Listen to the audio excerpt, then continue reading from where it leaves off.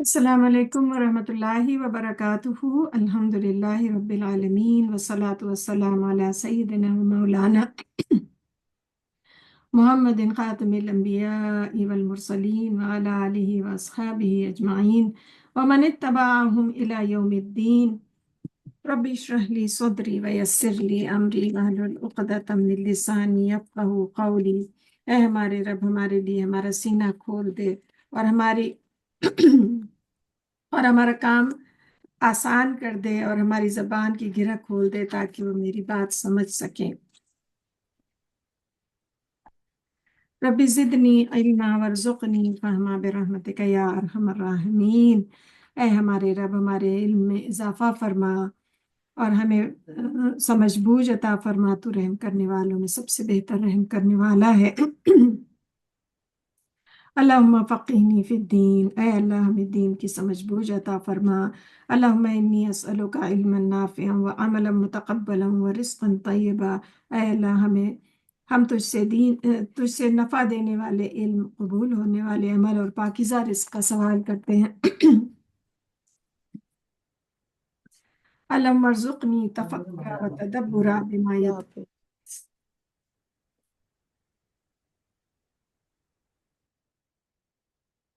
اللہم ارزقنی تفکرا و تدبرا بما یتلوہ لسانی من کتابک والفہم لہ والمعرفتہ بمعانیہ والنظر فی عجائبہ والعمل بذلک ما بقیت انک علی کل شیء قدیر۔ اے اللہ، اس کتاب یعنی قرآن میں سے ہماری زبان جو پڑھتی ہے اس میں ہمیں تفکر، تدبر اور اس کی سمجھ بوجھ عطا فرما اور اس کے معنوں اور عجائبات کی پہچان کروا، اور جب تک ہم زندہ ہیں اس کے مطابق عمل کریں۔ بے شک تو ہر چیز پر قدرت رکھنے والا ہے۔ یہ حضرت عمر کی دعا ہے۔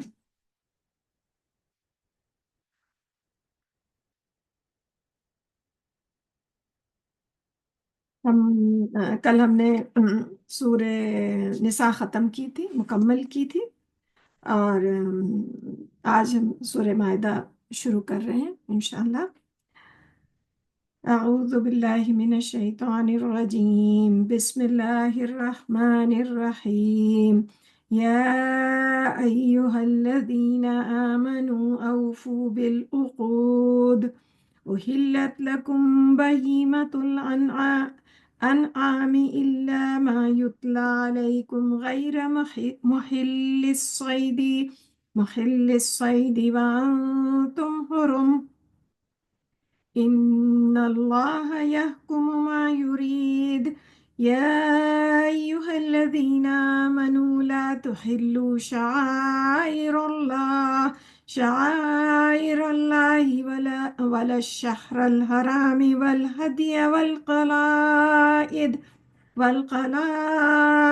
والآمین البیت الحرام ولا آمین البیت الحرام ویبتغون فضلا من ربهم رضوانا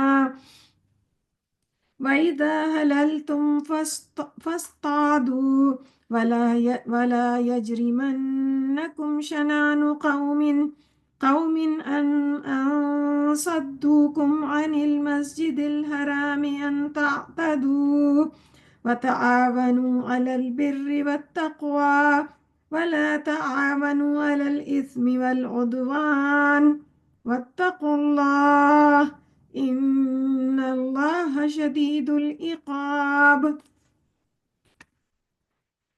شروع اللہ کے نام سے جو بے حد مہربان اور نہایت رحم کرنے والا ہے۔ اے لوگوں جو ایمان لائے ہو، معاہدے پورے کیا کرو۔ تمہارے لیے چوپائے، مویشی۔ اچھا، اس صورت کے بارے میں تھوڑا بات کر لیں پھر۔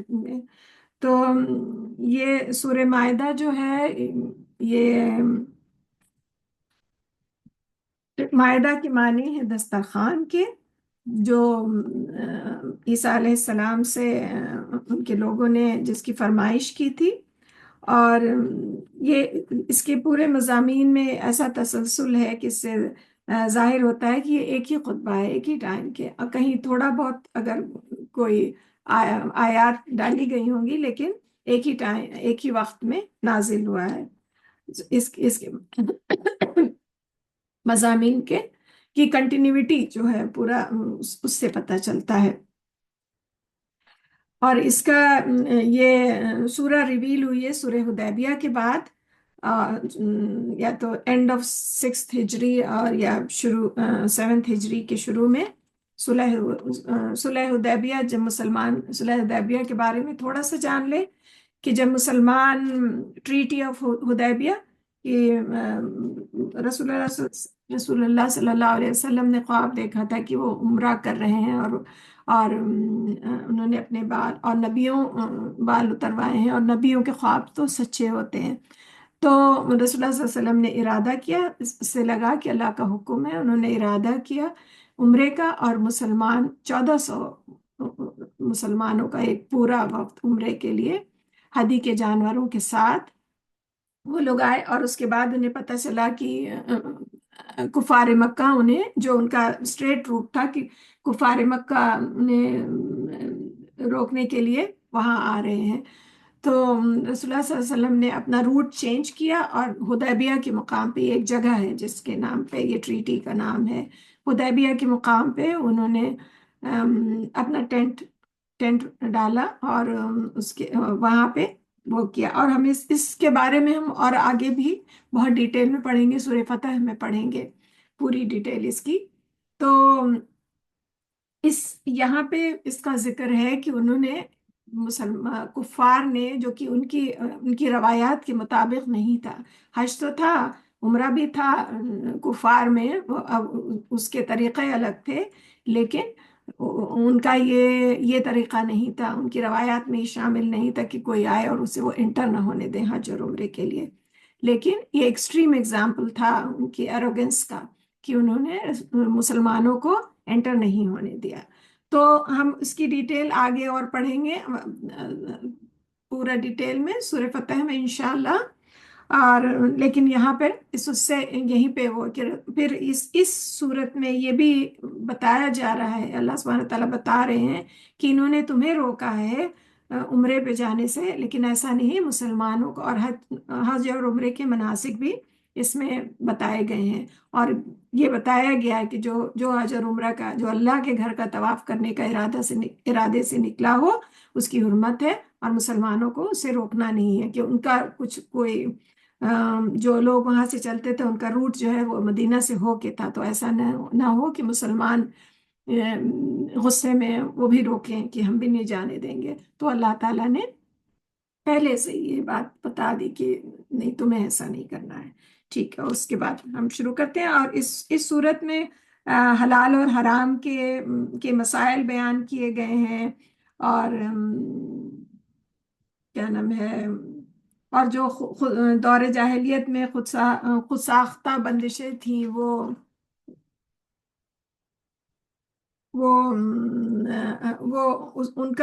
ان کو نگیٹ کیا گیا ہے. تو ہم شروع کرتے ہیں. شروع اللہ کے نام سے جو بے حد مہربان اور نہایت رحم فرمانے والا ہے. اے لوگوں جو ایمان لائے ہو، معاہدے پورے کیا کرو، اور تمہارے لیے چوپائے اور مویشی حلال کیے گئے ہیں، سوائے ان کے جن کے نام تمہیں پڑھ کر سنا دیے جائیں گے.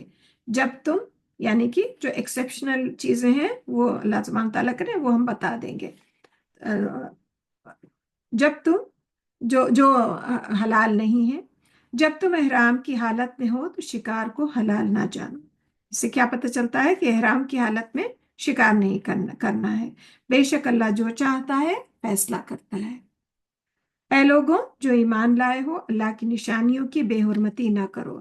شعائر اللہ جو ہے اللہ کی نشانیاں کی بے حرمتی نہ کرو، اور نہ ادب والے مہینوں کی. تو ادب والے مہینے اور یا حرمت والے مہینے کون سے تھے؟ یہ محرم، رجب، ذی القعدہ اور ذی الحج. تو ان مہینوں میں یہ امن والے مہینے ہیں. حرمت والے مہینے ان میں لڑائی کرنا یا ان میں بہت ساری چیزیں جو ریگولر لائف میں جائز تھیں وہ ان مہینوں میں. یہ حرمت والے مہینے خالی اسلام کے آنے سے پہلے بھی تھے، لیکن اس میں کیا کیا تھا کہ وہ لوگ جو کفار تھے وہ اپنی کنوینئنس کے حساب سے، اوکے ہم حرمت والا مہینہ 4 منتھس ہم نے موو کر لیا، کوئی دوسرے بنا لیے، پھر ہم نے اس سال اس حرمت اپنی کنوینئنس کے حساب سے کہ جس میں ان کا فائدہ ہو رہا ہو تو وہ ان مہینوں کو موو کر لیا کرتے تھے۔ تو مسلمانوں کو ایسا نہیں کرنا، جو جو ایک بار فکس ہو گیا وہ فکس ہو گیا۔ تو یہ 4 حرمت والے مہینے تھے، ادب والے مہینے۔ نہ حرم میں قربان ہو، اے لوگوں جو ایمان لائے ہو، اللہ کی نشانیوں کی بے حرمتی نہ کرو، اور نہ ادب والے مہینوں کی، اور نہ حرم میں قربان ہونے والے، اور نہ پٹے پہنائے جانوروں کی، اور نہ بیت الحرام کا قصد کرنے والوں کی، اور وہ اپنے رب کا فضل اور اس کی رضا تلاش کرتے ہیں کہ اور جب تم احرام کھول دو تو شکار کر سکتے ہو۔ یعنی احرام کی حالت میں جو جیسے جو اور بھی بہت ساری چیزیں ہیں جس سے ہمیں روکا گیا ہے، تو جیسے کہ لڑائی جھگڑا، شوہر و بیوی کے جو تعلقات ہیں وہ احرام کی حالت میں ان سے ہم نہیں کر سکتے۔ تو وہ ساری چیزیں، اس کے ساتھ شکار بھی ہم احرام کی حالت میں اللہ سبحانہ تعالیٰ نے بتا دیا کہ تم شکار جب احرام میں ہو شکار نہیں کر سکتے، جب احرام کھول دو اس کے بعد تمہیں اجازت ہے۔ تو اب اس زمانے میں تو اتنے شاپس اور یہ وہ نہیں تھا، لوگوں کا لیونگ وغیرہ بھی ہوتی، مطلب اسی سے اپنا سفر کرنے چل پڑے، اور اس سے وہ بھی چلاتے ہوں گے کھانا پینے کا بھی۔ تو اللہ پاک کہہ رہے ہیں جب تم احرام کھول دو تو شکار کر سکتے ہو۔ اب شکار اب اس وقت کا شکار نہیں ہے کہ وہ کہ شکار فار فن، بٹ شکار اس وقت لوگوں کی ضرورت تھی۔ اور کسی قوم کی دشمنی تمہیں صرف ضرورت بھی تھی اور ویسا بھی تھا، اور کسی قوم کی دشمنی تمہیں صرف اس لیے ان سے زیادتی کرنے پر آمادہ نہ کرے کہ انہوں نے تمہیں مسجد حرام سے روک دیا تھا۔ تو یہاں اسی کی بات ہو رہی ہے، جب صلح حدیبیہ ہوئی اور جب مسلمان آئے تھے عمرہ کرنے، اور انہوں نے آؤٹ آف دیئر ایروگینس کفار نے انہیں سٹی کے اندر انٹر نہیں ہونے دیا، اور مطلب ان کا یہ تکبر تھا، ہم اس کی ڈیٹیل بعد میں پڑھیں گے۔ انہوں نے پھر ٹریٹی بھی ہو گئی، سب ہو گیا، بہت سارے اس کے رولز بھی ہوئے، ٹریٹی کے کئی پوائنٹس تھے کہ ہم یہ کریں گے، آپ یہ کریں گے، اور لیکن ان کا ایروگینس یہ تھا کہ ہاں ٹھیک ہے نیکسٹ ایئر آپ آئیے، اس سال نہیں کرنے دیں گے۔ مطلب آپ پورا زمانے کا سفر کہ ہفتہ بھر سفر کر کے آ رہے ہیں، پورا محنت مشقت، 1400 لوگ ایک ساتھ، لیکن ان کا ایروگینس یہ تھا کہ نہیں اس سال تو نہیں ہو پائے گا، نیکسٹ ایئر آئیے یہ۔ اور تم تو اسی واقعے کی طرف اشارہ ہے کہ اور تم کسی قوم کی دشمنی صرف اس لیے ان سے زیادتی کرنے پر آمادہ نہ کرے کہ انہوں نے تمہیں مسجد حرام سے روک دیا تھا، اور تم نیکی اور پرہیزگاری کے کاموں میں ایک دوسرے کی مدد کرو، اور گناہ کی زیادتی کے کاموں میں اور باہم مدد نہ کرو، اور اللہ سے ڈرو، بے شک اللہ سخت عذاب والا ہے۔ تو اپنے کاموں میں اللہ دھیان رکھو، اللہ تمہیں دیکھ رہا ہے، اللہ سے ڈرنا ہے۔ اللہ پاک نے حدیں بتا دیا کہ یہ کرنا ہے، اس کے بعد کہا ہے کہ مجھ سے ڈرو۔ تمہارے لیے حرام کیے گئے ہیں مردہ جانور، جو کوئی جانور مر گیا ہو، اپنی موت مر گیا ہو، ذبح نہ کیا گیا ہو۔ مردہ جانور نمبر 1 خون، یعنی جس ذبح کر کے جس کا خون بہا نہ ہو، جس جانور کا۔ سور کا گوشت جس پر اللہ کے سوا کسی اور کا نام پکارا جائے، اور پھر اگلا ہے گلا گھٹ کر مر جانے والا، یعنی کوئی اسٹرانگل ہو گیا جانور اور مر گیا۔ چوٹ سے مرنے والا، یعنی کہیں سے اوپر سے گرا، پہاڑی سے اور گر کے مر گیا، لیکن وہ ہمارے لیے حلال نہیں ہے۔ اوپر سے چوٹ سے مرنے والا، یا کسی نے مار دیا اور ذبح نہیں ہوا، اور پھر اوپر سے گر کر مرنے والا، کہیں پہاڑی سے گر کر مرنے والا، سینگ لگ کر مرنے والا، یعنی بھی اکثر ہوتے ہیں نا کہ ایک بہت آپس میں جانور ایک دوسرے سے، کوئی بڑا جھگڑالو ہے، اس نے سینگ مارا، وہ مر گیا۔ اور وہ جانور بھی جسے درندے کھا جائیں، یعنی کہ جو آدھا کھایا ہوا ہو۔ درندوں کا، سوائے اس کے جسے تم ذبح کر لو۔ تو اگر کوئی زخمی حالت میں ہے کچھ ہے، سوائے اس کے کہ اگر اسے ذبح کر لیا گیا ہے پراپرلی، اور اس کا اللہ کے نام پہ، اور اس کا خون بہ گیا ہے، تو وہ پھر حلال ہو جائے گا۔ اور جو آستانوں پر ذبح کیا جائے، یعنی کہ جو کسی اور کے نام سے ذبح کیا جائے، جیسے بلی چڑھانا یا اس طرح، یا کسی کے نام سے، کہ اللہ کے علاوہ کسی اور کے نام پہ ذبح کیا گیا ہو کوئی، تو ہمارا تو ہر عمل ہمیں تو ذبح اللہ کے نام پہ کرنا ہے۔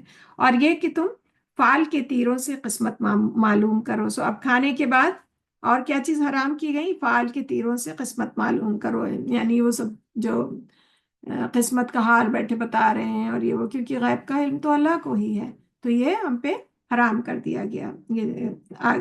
یہ سب گناہ کے کام ہیں۔ آج وہ لوگ نہ، مطلب جو کوئی بتا دے کہ تمہارا یہ ہونے والا ہے، اور فال نکالے کہ یہ بتائے، تو اللہ پاک نے کہا کہ یہ جائز نہیں ہے ہمارے لیے، یہ سب گناہ کے کام ہیں۔ آج وہ لوگ نا امید ہو گئے جنہوں نے تمہارے دین کا انکار کیا، لہٰذا تم ان سے نہ ڈرو اور مجھی سے ڈرو۔ آج میں نے تمہارے لیے تمہارا دین مکمل کر دیا۔ تو یہ آیت جو ہے وہ بڑی زبردست آیت ہے۔ الیوم اکملت لکم دینکم واتممت علیکم نعمتی ورضیت لکم الاسلام دینا۔ تو یہ آیت جب اترتی ہے، اللہ سبحانہ تعالیٰ یہ حجۃ الوداع کے دن، اور ان سے حضرت عمر سے روایت ہے کہ حجۃ الوداع کے دن یہ آیت اتری ہے، اور کہ میں نے اللہ سبحانہ تعالیٰ کی آج میں نے تو، اور عرفات کے میدان میں یہ آیت اتری کہ آج میں نے تمہارا دین مکمل کر دیا، اور تم پہ اپنی نعمت یعنی قرآن، ویسے تو اللہ کی نعمتیں، اللہ کی ہر نعمت کے ہم محتاج ہیں، اور اللہ کی نعمتیں ہمارے لیے ہمیشہ ہیں، لیکن یہاں قرآن کی بات ہو رہی ہے کہ آج میں نے تمہارے لیے تمہارا دین مکمل کر دیا، اور تم پر اپنی نعمت پوری کر دی، اور تمہارے لیے اسلام کو دین کے طور پر پسند کیا۔ پھر جو شخص بھوک سے بے بس، تو یہاں پہ یہ آیت ہے، یہ آیت اتری، اور اس کے بعد مطلب یہ مین جو میجر اس میں ہے، یہ آخری آیت ہے۔ اگر اس کے بعد کوئی احکام تھوڑے بہت آئے ہوں گے تو آئے ہوں گے، لیکن یہ جو مین بڑی صورتوں میں یہ کہ میں نے تمہارا دین، اللہ سبحانہ تعالیٰ، میں نے تمہارا دین مکمل کر دیا۔ اور اس کے وہ ہیں راوی، اور وہ ہے حضرت عمر سے روایت ہے کہ یہ حجۃ الوداع کے موقع پہ میدان عرفات میں یہ آیت اتری تھی۔ اوکے۔ اور ایک یہودی نے اس کے بارے میں، ایک وہ ہے حضرت عمر جب خلیفہ وقت تھے، تو ایک یہودی نے ان سے کہا، ہم واقعے کا مفہوم بتا رہے ہیں کہ یہ اتنی زبردست آیت ہے، اور اتنی بابرکت، اور اتنی وہ ہے کہ اس میں اتنی طاقت ہے کہ اگر ہمارے دین میں یہ آیت اترتی تو اس دن کو ہم عید کا دن بنا لیتے، اور ہم بہت سیلیبریشن کرتے اس آیت پہ کہ آج میں نے تمہارا دین مکمل کر دیا، کہ ہمیں مکمل دین مل گیا۔ تو یہ اس آیت کا پس منظر ہے۔ اور جو شخص، پھر اللہ پاک کہہ رہے ہیں، ہم ریپیٹ اس کو کرتے رہیں، آج میں نے تمہارے لیے تمہارا دین مکمل کر دیا، اور تم پر اپنی نعمت پوری کر دی، اور تمہارے لیے اسلام کو دین کے طور پر پسند کیا۔ تو اللہ تعالیٰ نے پسند کیا ہے ہمارے لیے۔ پھر جو شخص بھوک سے بے بس ہو جائے، اب بات ہو رہی تھی حلال اور حرام کی، اس کے بعد پھر بیچ میں یہ آیت آئی، پھر اس کے بعد اللہ پاک پھر کہہ رہے ہیں، پھر جو شخص بھوک سے بے بس ہو جائے جبکہ وہ گناہ پر مائل ہونے والا نہ ہو، تو یقیناً اللہ بہت بخشنے والا اور نہایت رحم کرنے والا ہے۔ تو اس آیت جو بیچ میں یہ آیت ہے، تو اس سے ہمیں جو ہمیں شروع میں بتایا گیا اس کے اہمیت کا اندازہ ہوتا ہے کہ ہم حلال اور حرام، اور یہ ہمارے لیے کتنی اہمیت کا کے حامل ہیں، ان کو فالو کرنا، اسٹرکٹلی فالو کرنا۔ اے نبی پاک صلی اللہ علیہ وسلم، اب تو پھر اس آیت کے بعد پھر اللہ سبحانہ تعالیٰ کہہ رہے ہیں کہ اگر کوئی بھوک سے بے بس ہو جائے تو اس پہ تو وہ جو بھی جو حرام چیزیں ہیں اس پہ حلال ہو جاتی ہیں، کیونکہ اسلام جو ہے ایک پریکٹیکل مسئلہ نہیں، اللہ سبحانہ تعالیٰ نے یہ نہیں کہا کہ تم بھوک سے مر جاؤ لیکن یہ نہیں کھانا ہے۔ ہاں یہ نہیں کھانا ہے، مگر اگر کوئی بھوک سے بے بس ہو جائے، اس کے پاس کوئی آپشن ہی نہ بچے، تو پھر یہ جو چیزیں حرام بتائی گئی ہیں یہ اس شخص پہ حلال ہو جاتی ہیں، انلیس انٹل بس اس کی بھوک مٹ جائے، وہ مرنے کے قریب نہ ہو، بس اتنا، اس سے زیادہ نہیں، ایسا نہیں کہ بس وہ کھائے چلا جا رہا ہے نا، نعوذ باللہ۔ تو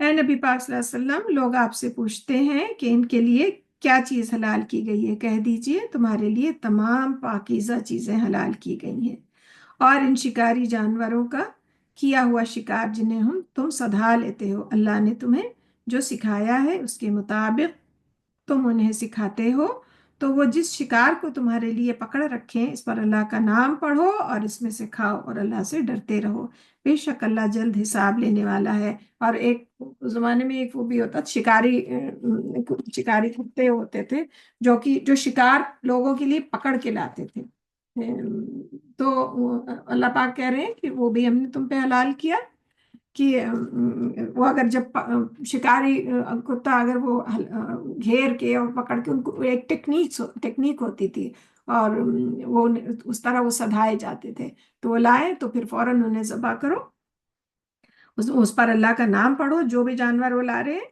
اور وہ تمہارے لیے حلال ہے۔ آج تمہارے لیے پاکیزہ چیزیں حلال کی گئی ہیں، اور اہل کتاب کا کھانا تمہارے لیے حلال ہے، یہ بھی حلال کر دیا گیا کہ اہل کتاب کے گھر میں اگر کھاؤ تو وہ حلال ہے، اور تمہارا کھانا ان کے لیے حلال ہے، اور تمہارے لیے پاک دامن مسلمان عورتیں اور ان لوگوں کی پاک دامن عورتیں حلال ہیں۔ تو یہ اہل کتاب کی بات ہو رہی ہے کہ وہ حلال ہے۔ اب یہ گرے ایریا ہے کہ اہل کتاب کتنے اہل کتاب رہ گئے ہیں، لیکن یہ ہے کہ اہل کتاب کی عورتیں حلال ہیں، کیونکہ وہ مشرکین حلال نہیں ہیں، اور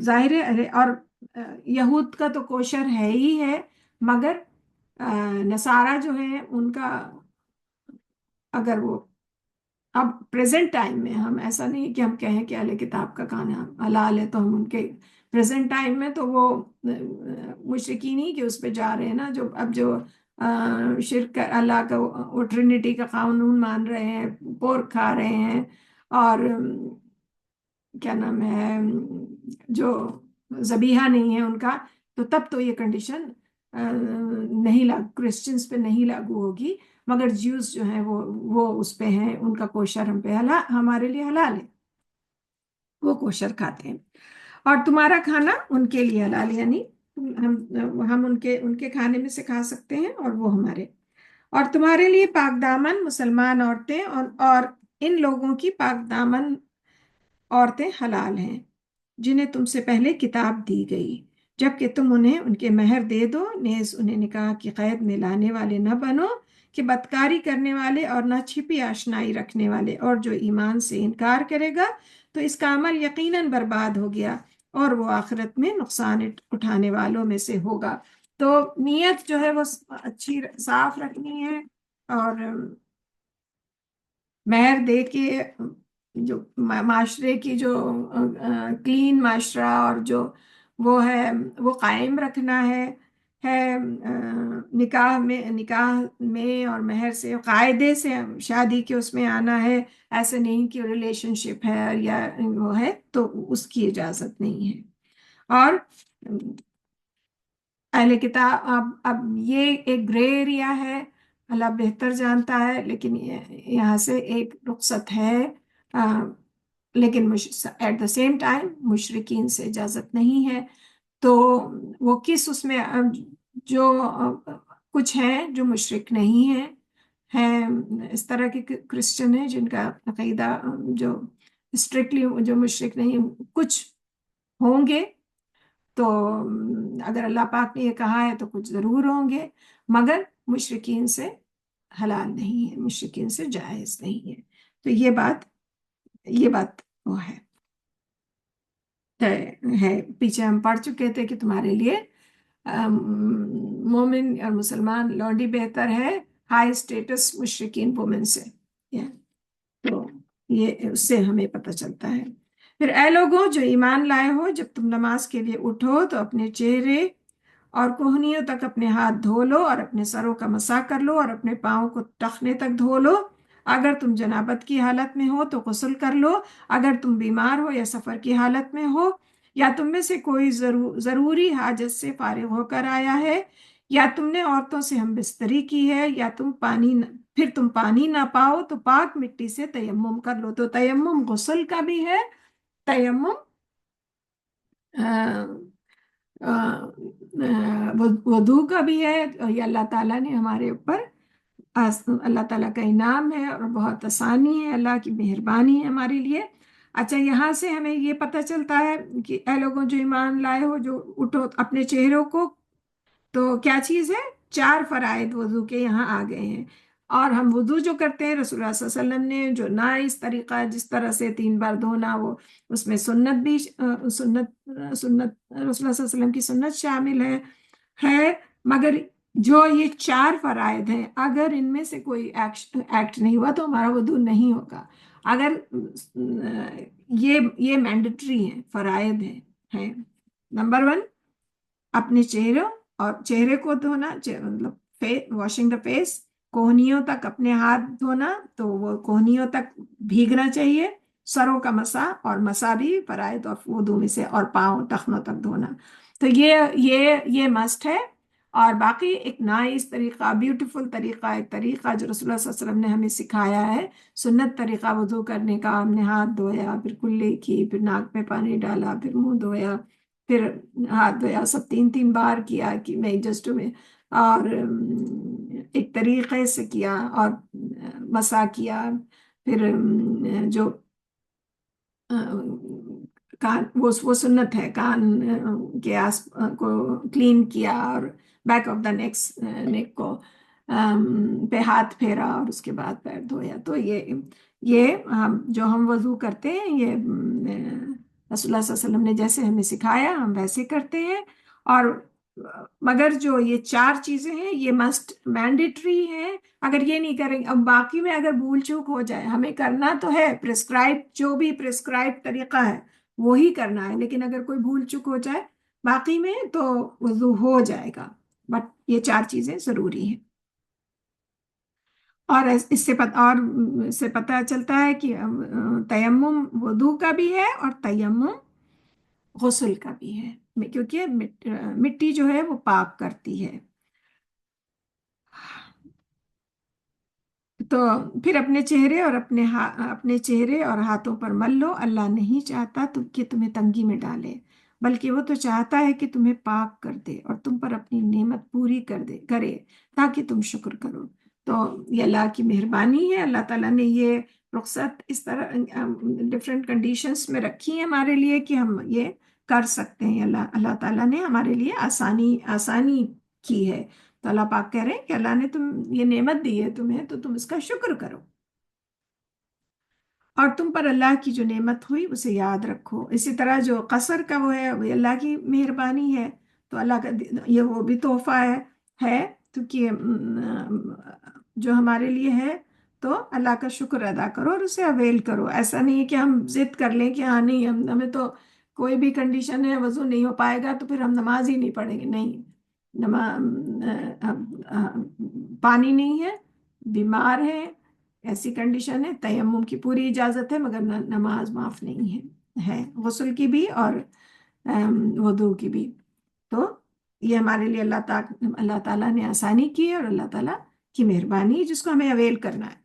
اور تم پر اللہ کی جو نعمت ہوئی اسے یاد رکھو، اور وہ عہد بھی یاد رکھو جو تم نے اس کے ساتھ باندھا جب تم نے کہا ہم نے سنا اور اطاعت کی، اور اللہ سے ڈرو، اور اللہ سینوں کے راز خوب جانتا ہے۔ تو اللہ پاک کہہ رہے ہیں اپنی اطاعت پوری، اللہ سے کی ہوئی اطاعت اللہ کی اطاعت کرو.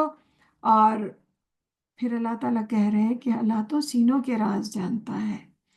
مطلب تمہارے دل کے اندر کیا ہے یہ اللہ کو پتہ ہے. اے لوگوں جو ایمان لائے ہو تم اللہ کے لیے حق پر قائم رہنے والے اور انصاف کی گواہی دینے والے بنو. ہم نے کل بھی پڑھا تھا، اس کے پہلے بھی پڑھا تھا کہ انصاف کرنا ہے، حق بات کہنا ہے. کل تو پڑھا تھا، کل تو کلیئر کٹ پڑھا تھا کہ ہمارے رشتے اللہ تعالیٰ نے گنایا تھا کہ چاہے وہ تمہاری اپنی ذات کے بارے میں ہو، چاہے تمہارے ماں باپ کا ہو، چاہے کسی کا ہو لیکن تمہیں بات انصاف کی کہنی ہے. اپنی پسند سے نہیں کہنا ہے.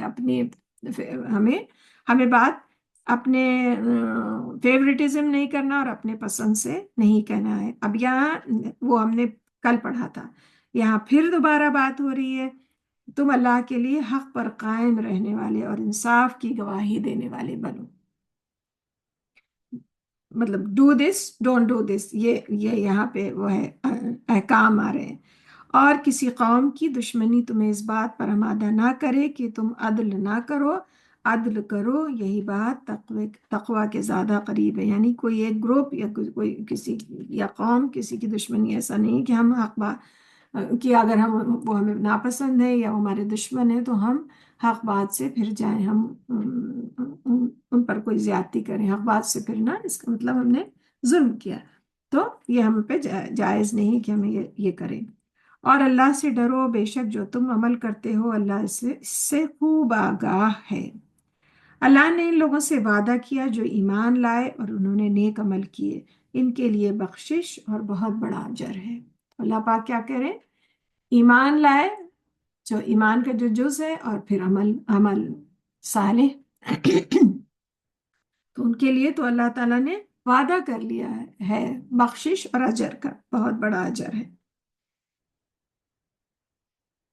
اچھا، وضو کی اہمیت کا ایک حدیث لے لیتے ہیں. مفہوم حدیث ہے، اس میں وضو کرنے کا حکم دیا گیا ہے قیامت کے دن امت محمدیہ صلی اللہ علیہ وسلم یعنی ہم لوگ کی امتیازی خصوصیت ہوگی. یعنی ہم لوگوں کو ایک اسپیشل وہ ملے گا کہ ان کے اعضائے وضو چمکیں گے، جیسا کہ نبی پاک صلی اللہ علیہ وسلم نے فرمایا. تو جو وہ جہاں جہاں وضو سے ہم دھو رہے ہیں وہ چمکیں گے، چمک چمک چمک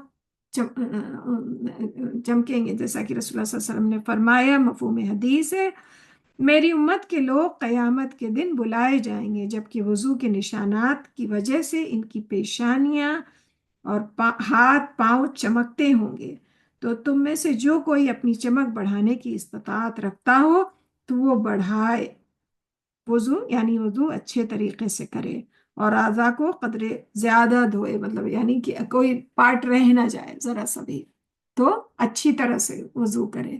تو قیامت کے روز جب امتیں ساری آئیں گی تو امت محمد صلی اللہ علیہ وسلم یعنی کہ ہم لوگ مسلمان، ہم لوگ جو ہیں جو رسول اللہ صلی اللہ علیہ وسلم کی امت میں ہیں، ہم جو وضو کرتے ہیں وہ ہمارے جہاں جو جتنا پارٹ وضو کا دھوتے ہیں وہ چمکتے ہوں گے، مطلب گلٹری ہوں گے، وہ پہچانے جائیں گے ہم اپنے وضو کے نشان سے. تو کتنا بڑا اعزاز ہے. اور کبھی اکثر سردی میں جب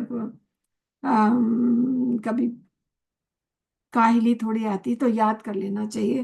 میں تو ایسا کرتی ہوں، تھوڑا وہ ہوتی تب ایک دم سوچتی ہوں کہ پھر ایک دم سے جوش آ جاتا ہے. تو یہ کتنا بڑا انسینٹیو ہے، کتنے بڑے اعزاز کی بات ہے.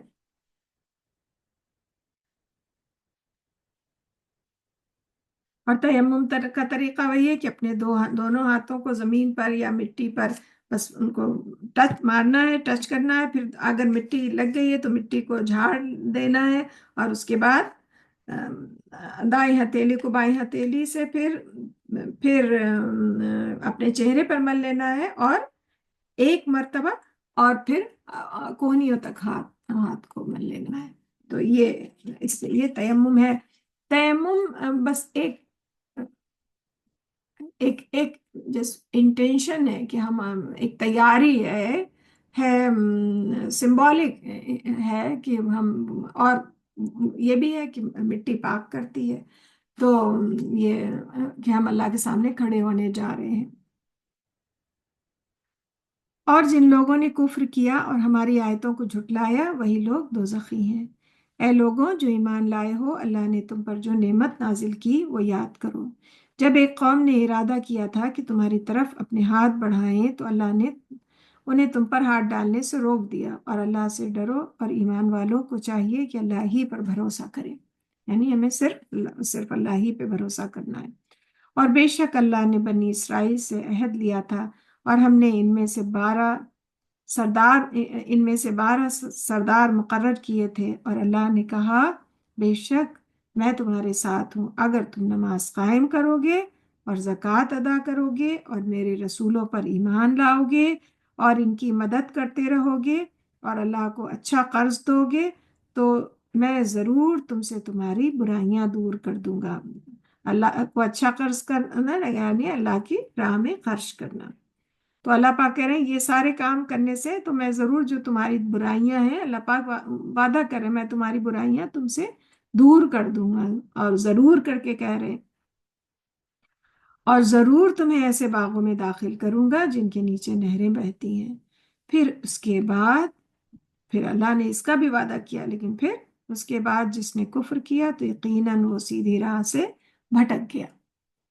तो अल्लाह ताला ने बस हम क्या चाहा कि वो ये मतलब थोड़े से काम है, लेकिन अल्लाह पाक उसके बदले जो दायमी हमेशा रहने वाली जन्नत है और गुनाह उनके गुनाह बख्शने का अल्लाह ताला ने वादा किया और कहा जरूर करूंगा, मैं लाजिम कर लिया। लेकिन फिर जो राह से भटक गया तो चुनांचा उनके अपना अहद तोड़ने की वजह से हमने इन पर लानत की। फिर लेकिन अहद की बहुत है कि अगर जो चीज़ प्रॉपर अहद कर लिया तो वो तोड़ने पर अल्लाह अल्लाह ताला का गुस्सा है।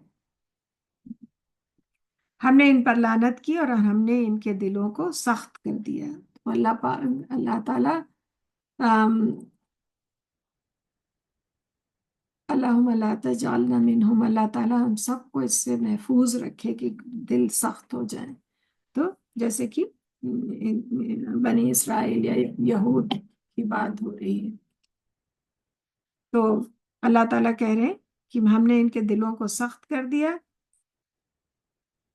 जो कि सीधी राह से भटक गया जिसने, और अहद तोड़ने को उनको बहुत सख्त अल्फाज में अल्लाह ताला ने बहुत सख्त नापसंद किया है। वो कलमात को इनके मौके और महल से बदल डालते हैं, यानी कुछ बातों को और चीज़ों को घुमा फिरा देते हैं, अकॉर्डिंग टू द सिचुएशन घुमा देते हैं। और जिस चीज की इन्हें ताकीद की गई थी इसका एक हिस्सा उन्होंने भुला दिया, यानी वो शरीयत में आधा जो जो मुश्किल लगा उसको भुला दिया। और जो आसान है, जो उनके फेवर में जा रहा है, तो उसको बहुत दौड़ दौड़ के कर रहे हैं। और जो जो नहीं फेवर में जा रहा है तो उसको बस पुष्ट डाल दिया। उसका एक हिस्सा उन्होंने भुला दिया। और आपको इनमें से चंद अफराद के सिवा दूसरों की खयानत की अक्सर इत्तला मिलती रहती है, यानी कि कुछ लोग हैं जो उनमें से भी पहले किताब में से उनमें से भी हैं जो जो अपने अहद को पे कायम हैं। और लेकिन अल्लाह पाक कह रहे चंद अफराद हैं, और उसके अलावा दूसरे तो खयानत करते रहते हैं। तो इससे क्या पता चलता है, अहद की पासदारी करना भी जैसे अमानत की पासदारी करना है, वैसे ही अपने अहद को पूरा करना भी। और अगर अहद को पूरा कोई वादा किया और पूरा नहीं किया तो वो भी अमानत में खयानत में के उसमें आता है। चुनांचे आप उन्हें माफ कर दें और उनसे दरगुजर करें, बेशक अल्लाह एहसान करने वालों को पसंद करता है। तो अल्लाह पाक कह रहे हैं रसूलुल्लाह सल्लल्लाहु अलैहि वसल्लम से कि आप मतलब इनको जस्ट इग्नोर करें, उन्हें माफ कर दें, छोड़ दें। यहाँ वैसा ये माफ करना उन मानों में।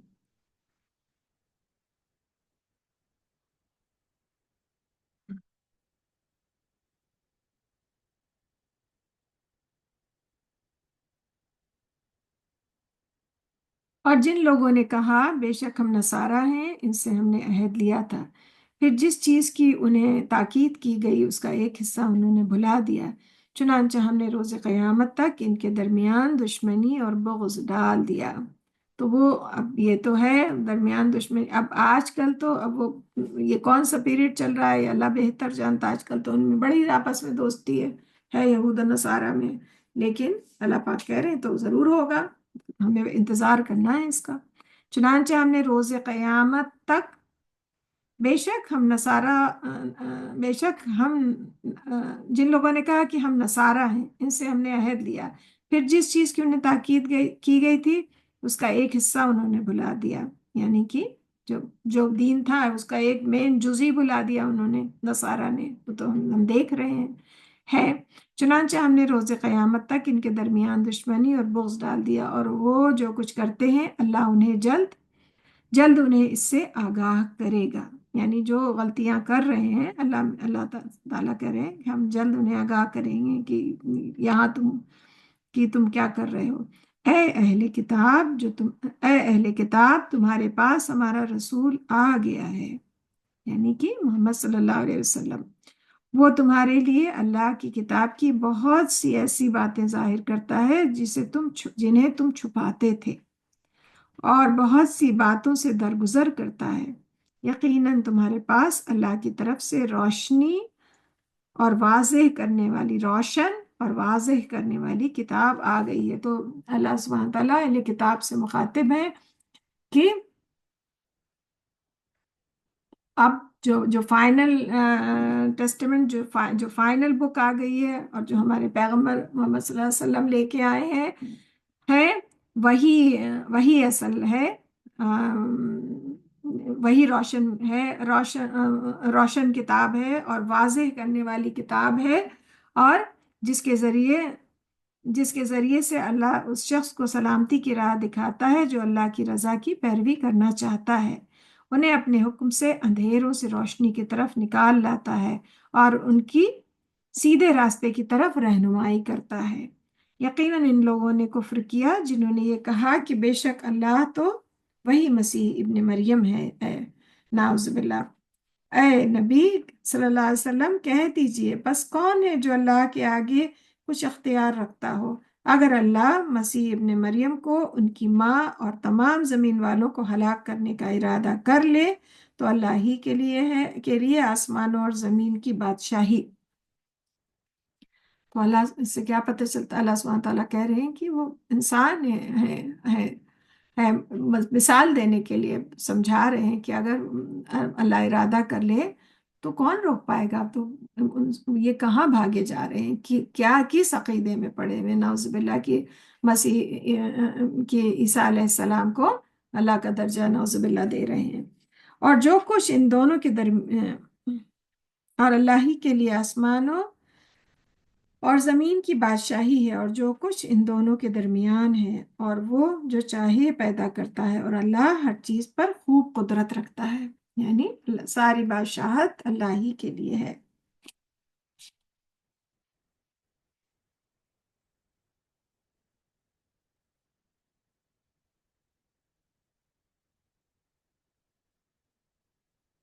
اور اس بات کی تصدیق بھی اللہ سبحانہ تعالیٰ کر رہے ہیں کہ رسول اللہ صلی اللہ علیہ وسلم کی یہی شریعت فالو اہل کتاب کو کے لیے کہ رسول اللہ صلی اللہ علیہ وسلم جو شریعت لے کے آئے ہیں، جو روشن دلائل، جو روشن کتاب قرآن، اسے فالو کرنے کی تلقین کر رہے ہیں۔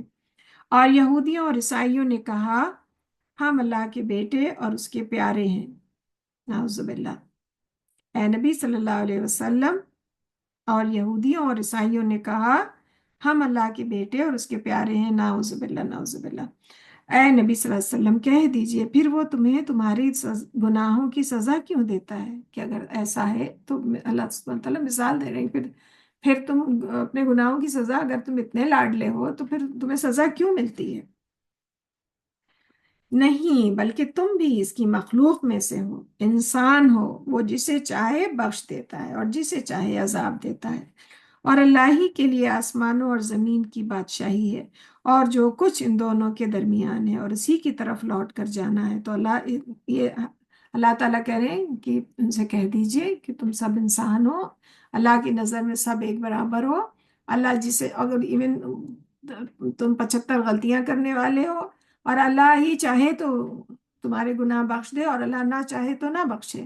یہ ام، ام، تو اور جو بادشاہت ہے وہ اللہ ہی کی ہے، زمینوں اور آسمانوں اور زمین کی بادشاہت جو ہے وہ اللہ ہی کی ہے۔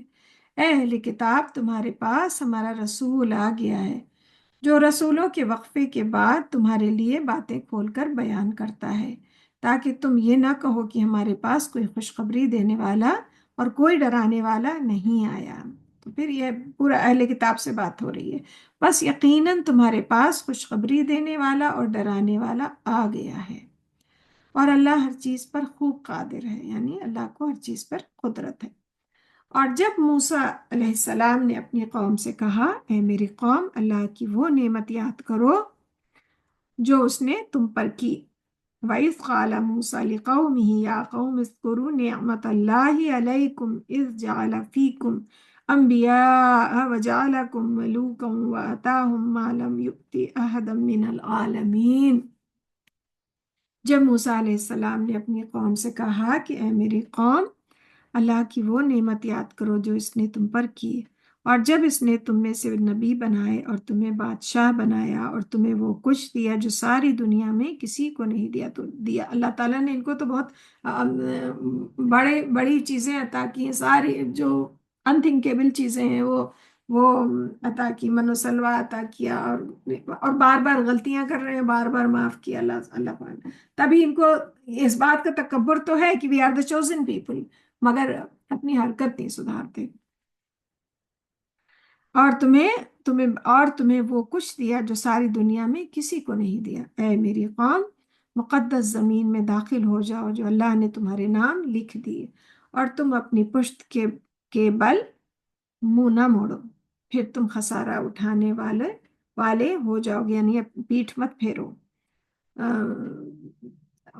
اب اے میری قوم، مقدس زمین میں داخل ہو جاؤ جو اللہ نے تمہارے نام لکھ دی، اور منہ نہ موڑ، پشت کے بل منہ نہ موڑو، یعنی پیٹھ پھیر کے مت جاؤ، ورنہ پھر تم نقصان اٹھانے والے ہو جاؤ گے۔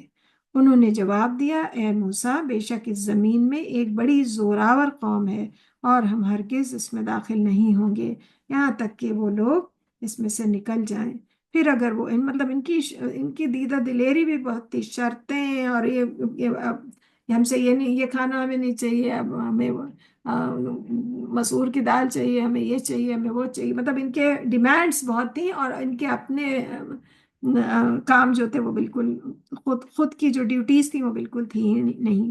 جو انہوں نے جواب دیا، اے موسیٰ، بے شک اس میں ایک بڑی زوراور قوم ہے، اور ہم ہرگز اس میں داخل نہیں ہوں گے یہاں تک کہ وہ لوگ اس میں سے نکل جائیں۔ پھر اگر وہ اس میں سے نکل گئے تو بے شک ہم داخل ہو جائیں گے۔ جو لوگ اللہ سے ڈرتے تھے، ان میں سے 2 آدمی جن پر اللہ کا فضل تھا وہ بولے، یعنی ان میں سے بھی گاڈ فیئرنگ لوگ تھے، مطلب کوئی قاعدے لوگ تھے، تو اللہ اس میں ذکر ہے ان 2 آدمیوں کا جن پر اللہ، اور اگر ڈرتے تھے اللہ سے، تو اللہ سبحانہ تعالیٰ کہہ رہے ہیں ان پر اللہ کا فضل تھا، مہربانی تھی اللہ کی کہ وہ سیدھے راستے پہ تھے۔ وہ بولے، تم ان کے مقابلے کے لیے دروازے میں داخل ہو جاؤ، پھر جب تم دروازے میں داخل ہو گئے تو بے شک تم غالب آ جاؤ گے۔ اگر تم مومن ہو تو تمہیں اللہ ہی پر بھروسہ کرنا چاہیے۔ تو ان 2 لوگوں کا ذکر ہے۔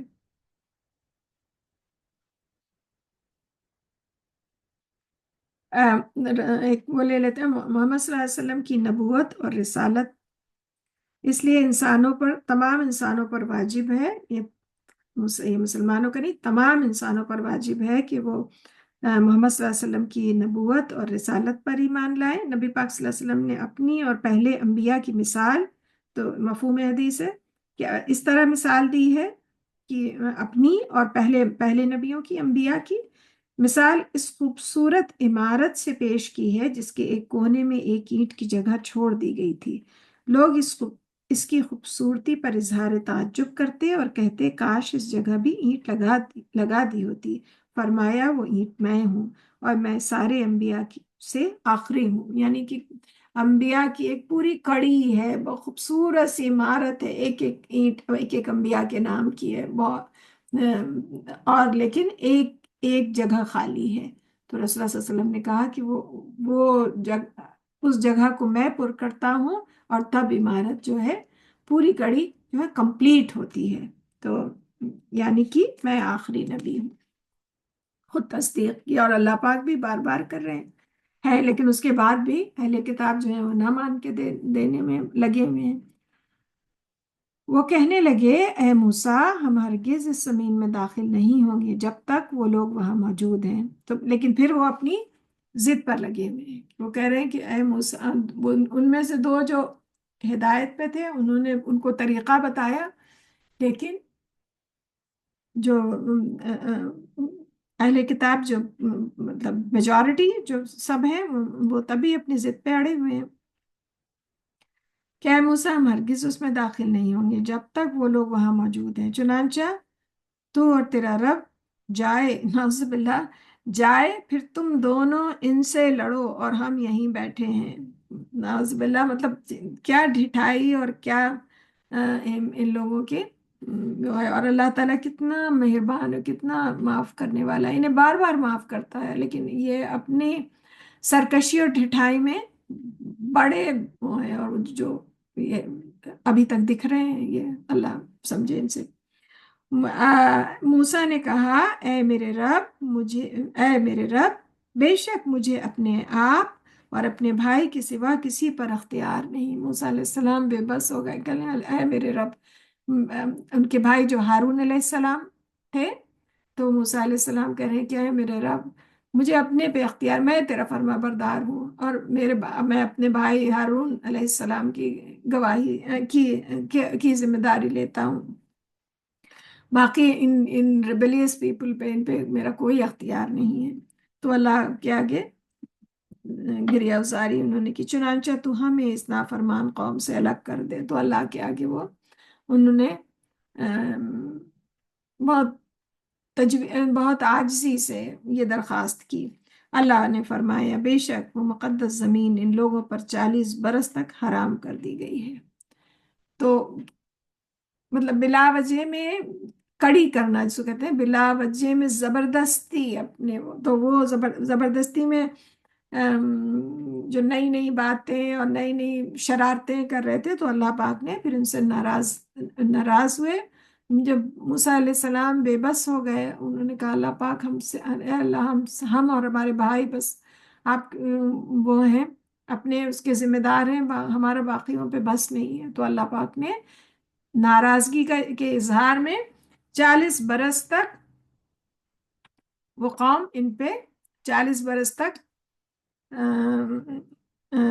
حرام کر دی گئی، وہ زمین ان لوگوں پہ حرام کر دی۔ وہ زمین 40 برس، زمین میں 40 برس تک ادھر ادھر بھٹکتے پھریں گے، چنانچہ آپ اس نافرمان قوم کا غم نہ کھائیں۔ تو اللہ پاک نے کہا اب یہ ادھر ہی ادھر بھٹکیں گے، اب ان کو شہر نہیں ملے گا رہنے کے لیے 40 سال تک اپنی سرکشی کے باعث، اور آپ اس بات پہ اداس نہ ہوں۔ اے نبی پاک صلی اللہ علیہ وسلم، آپ انہیں آدم کے 2 بیٹوں کا واقعہ ٹھیک ٹھیک سنائیں جب ان دونوں نے قربانی کی تھی۔ اب یہاں آدم علیہ السلام، حابیل و قابیل کی بات ہو رہی ہے کہ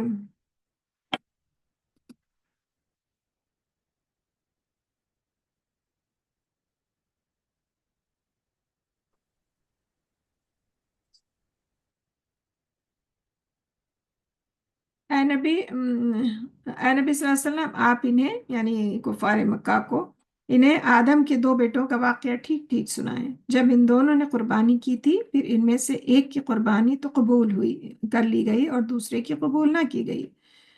تو مطلب 2 بھائی تھے سگے، حابیل و قابیل، تو ان دونوں نے قربانی کی، ایک کی اللہ نے قبول کر لی، دوسرے کی نہیں قبول ہوئی۔ دوسرا بولا میں تجھے قتل کر دوں گا۔ تو وہ سگے، لیکن کیا تھا؟ حسد، کہ میری کیسے نہیں قبول ہوئی۔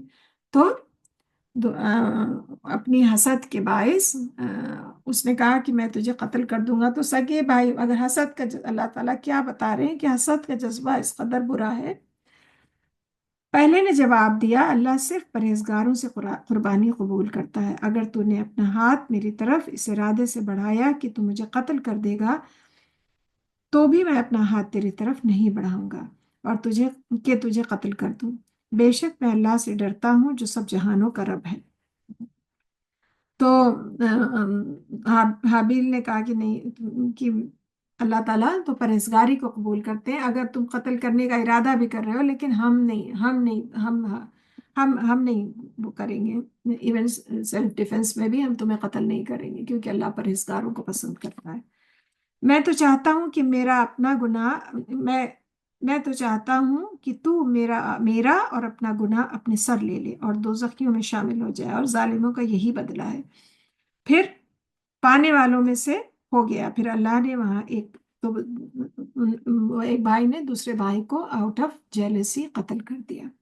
اللہ سبحانہ تعالیٰ یہ قصہ رسول اللہ صلی اللہ علیہ وسلم کو سنا رہے ہیں کہ آپ انہیں بتائیے کہ یہ جو جیلسی اور ایروگنس جو ہے اتنی بری ہے کہ بھائی بھائی کو قتل کرتے، تو یہ مطلب اس سے نصیحت پکڑے۔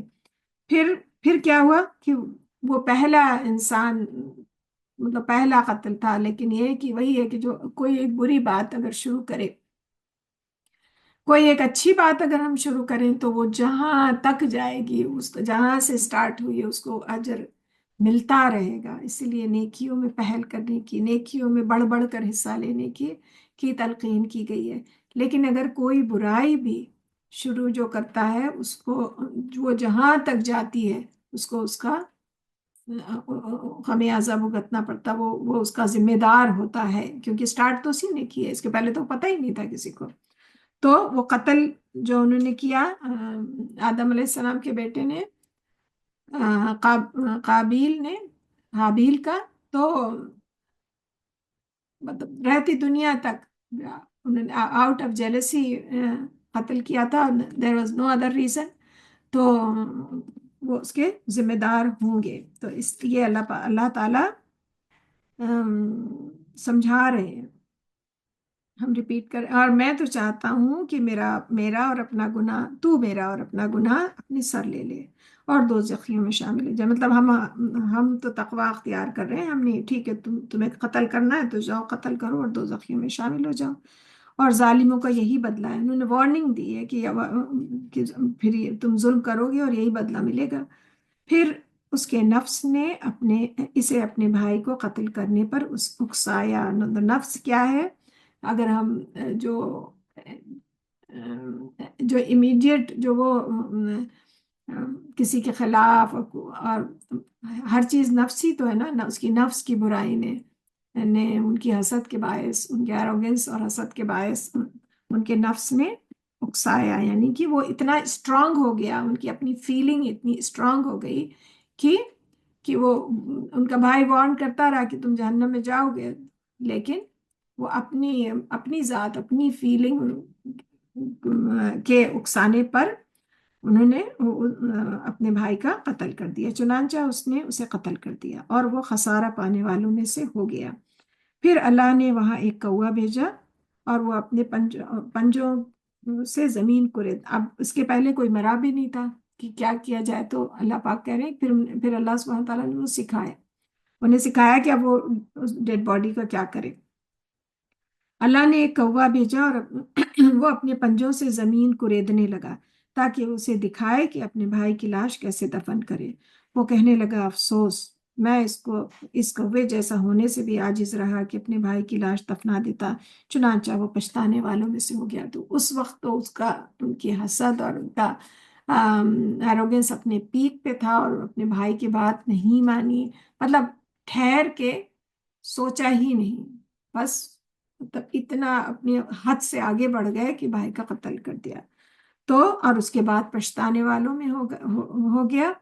اور پھر جب اللہ سبحانہ تعالیٰ نے کوے کے ذریعے ان کو کہ کیسے وہ ڈیڈ باڈی کو دفنائیں ان کو سکھایا، تو وہ اور بھی زیادہ پشیمان اور پچھتانے والوں میں ہو گیا کہ مجھے تو یہ بھی نہیں پتا اور میں پچھتانے والوں میں سے ہو گیا۔ لیکن اب کوئی اسی لیے before any action think before speak, والا جو بات کہی گئی ہے، سوچ سمجھ کے بات کرو، سوچ سمجھ کے اپنے نفس کو کنٹرول کرو. یہ اگر ایسا نہیں ہے کہ ہماری جو بھی فیلنگ ہے ہم اپنی کہ ہم تو ایسے ہیں یا ہم تو یہ کریں گے، ہم اس پہ بس فوراً کار بند ہو جائیں. تو یہ اللہ تعالیٰ وہ انہوں نے یہی کیا تھا.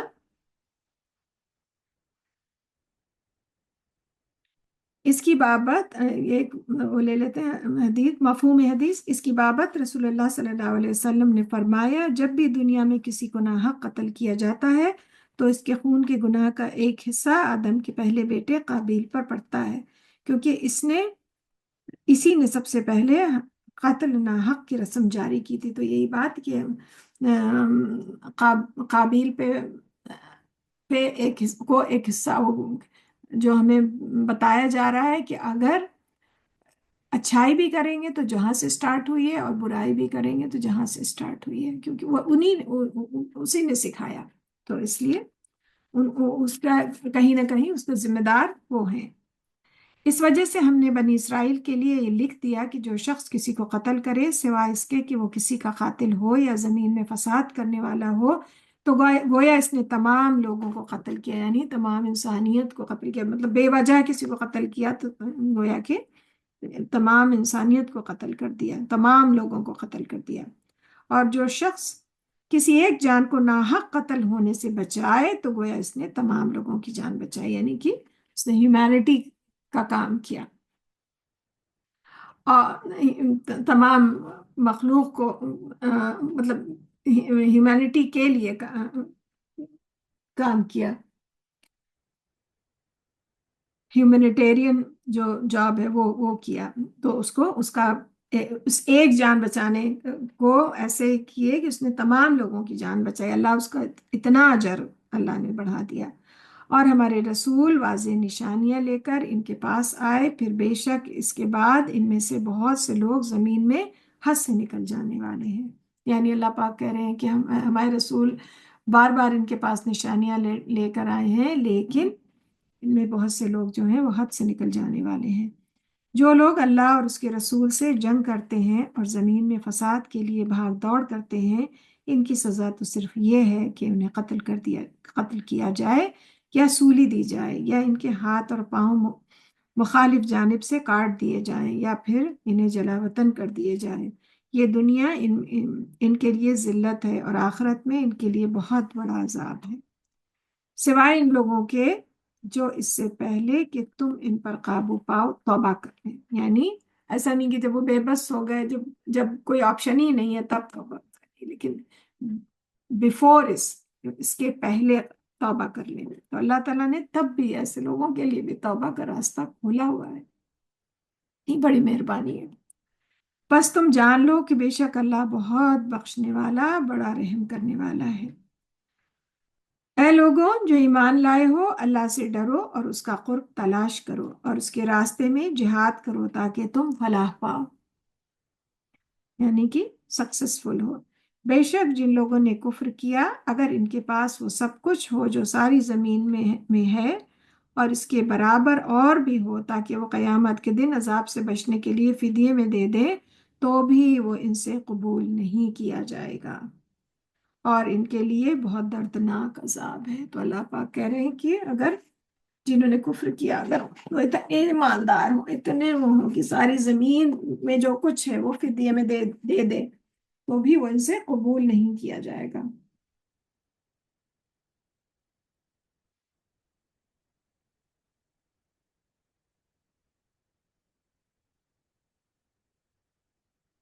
ابن کثیر کی حدیث ہے، مفہوم حدیث ایک حصہ لے رہے ہیں اس کا. حدیث میں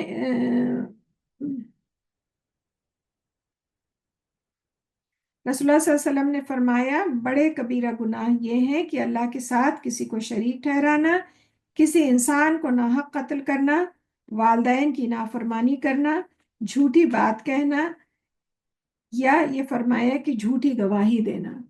تو یہ گناہ کبیرہ گناہوں میں سے ہوتے ہیں. مفہوم حدیث کا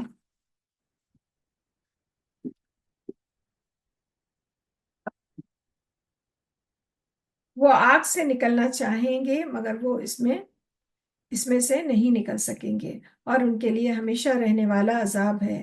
اور تم چوری کرنے والے مرد اور چوری کرنے والی اور عورت کے ہاتھ کاٹ دیا کرو، یا ہاں لیکن اس آگے اس کے وہ بھی ہیں، یہ اللہ کی طرف سے اس گناہ کی عبرتناک سزا ہے جو انہوں نے کیا، اور اللہ غالب خوب حکمت والا ہے۔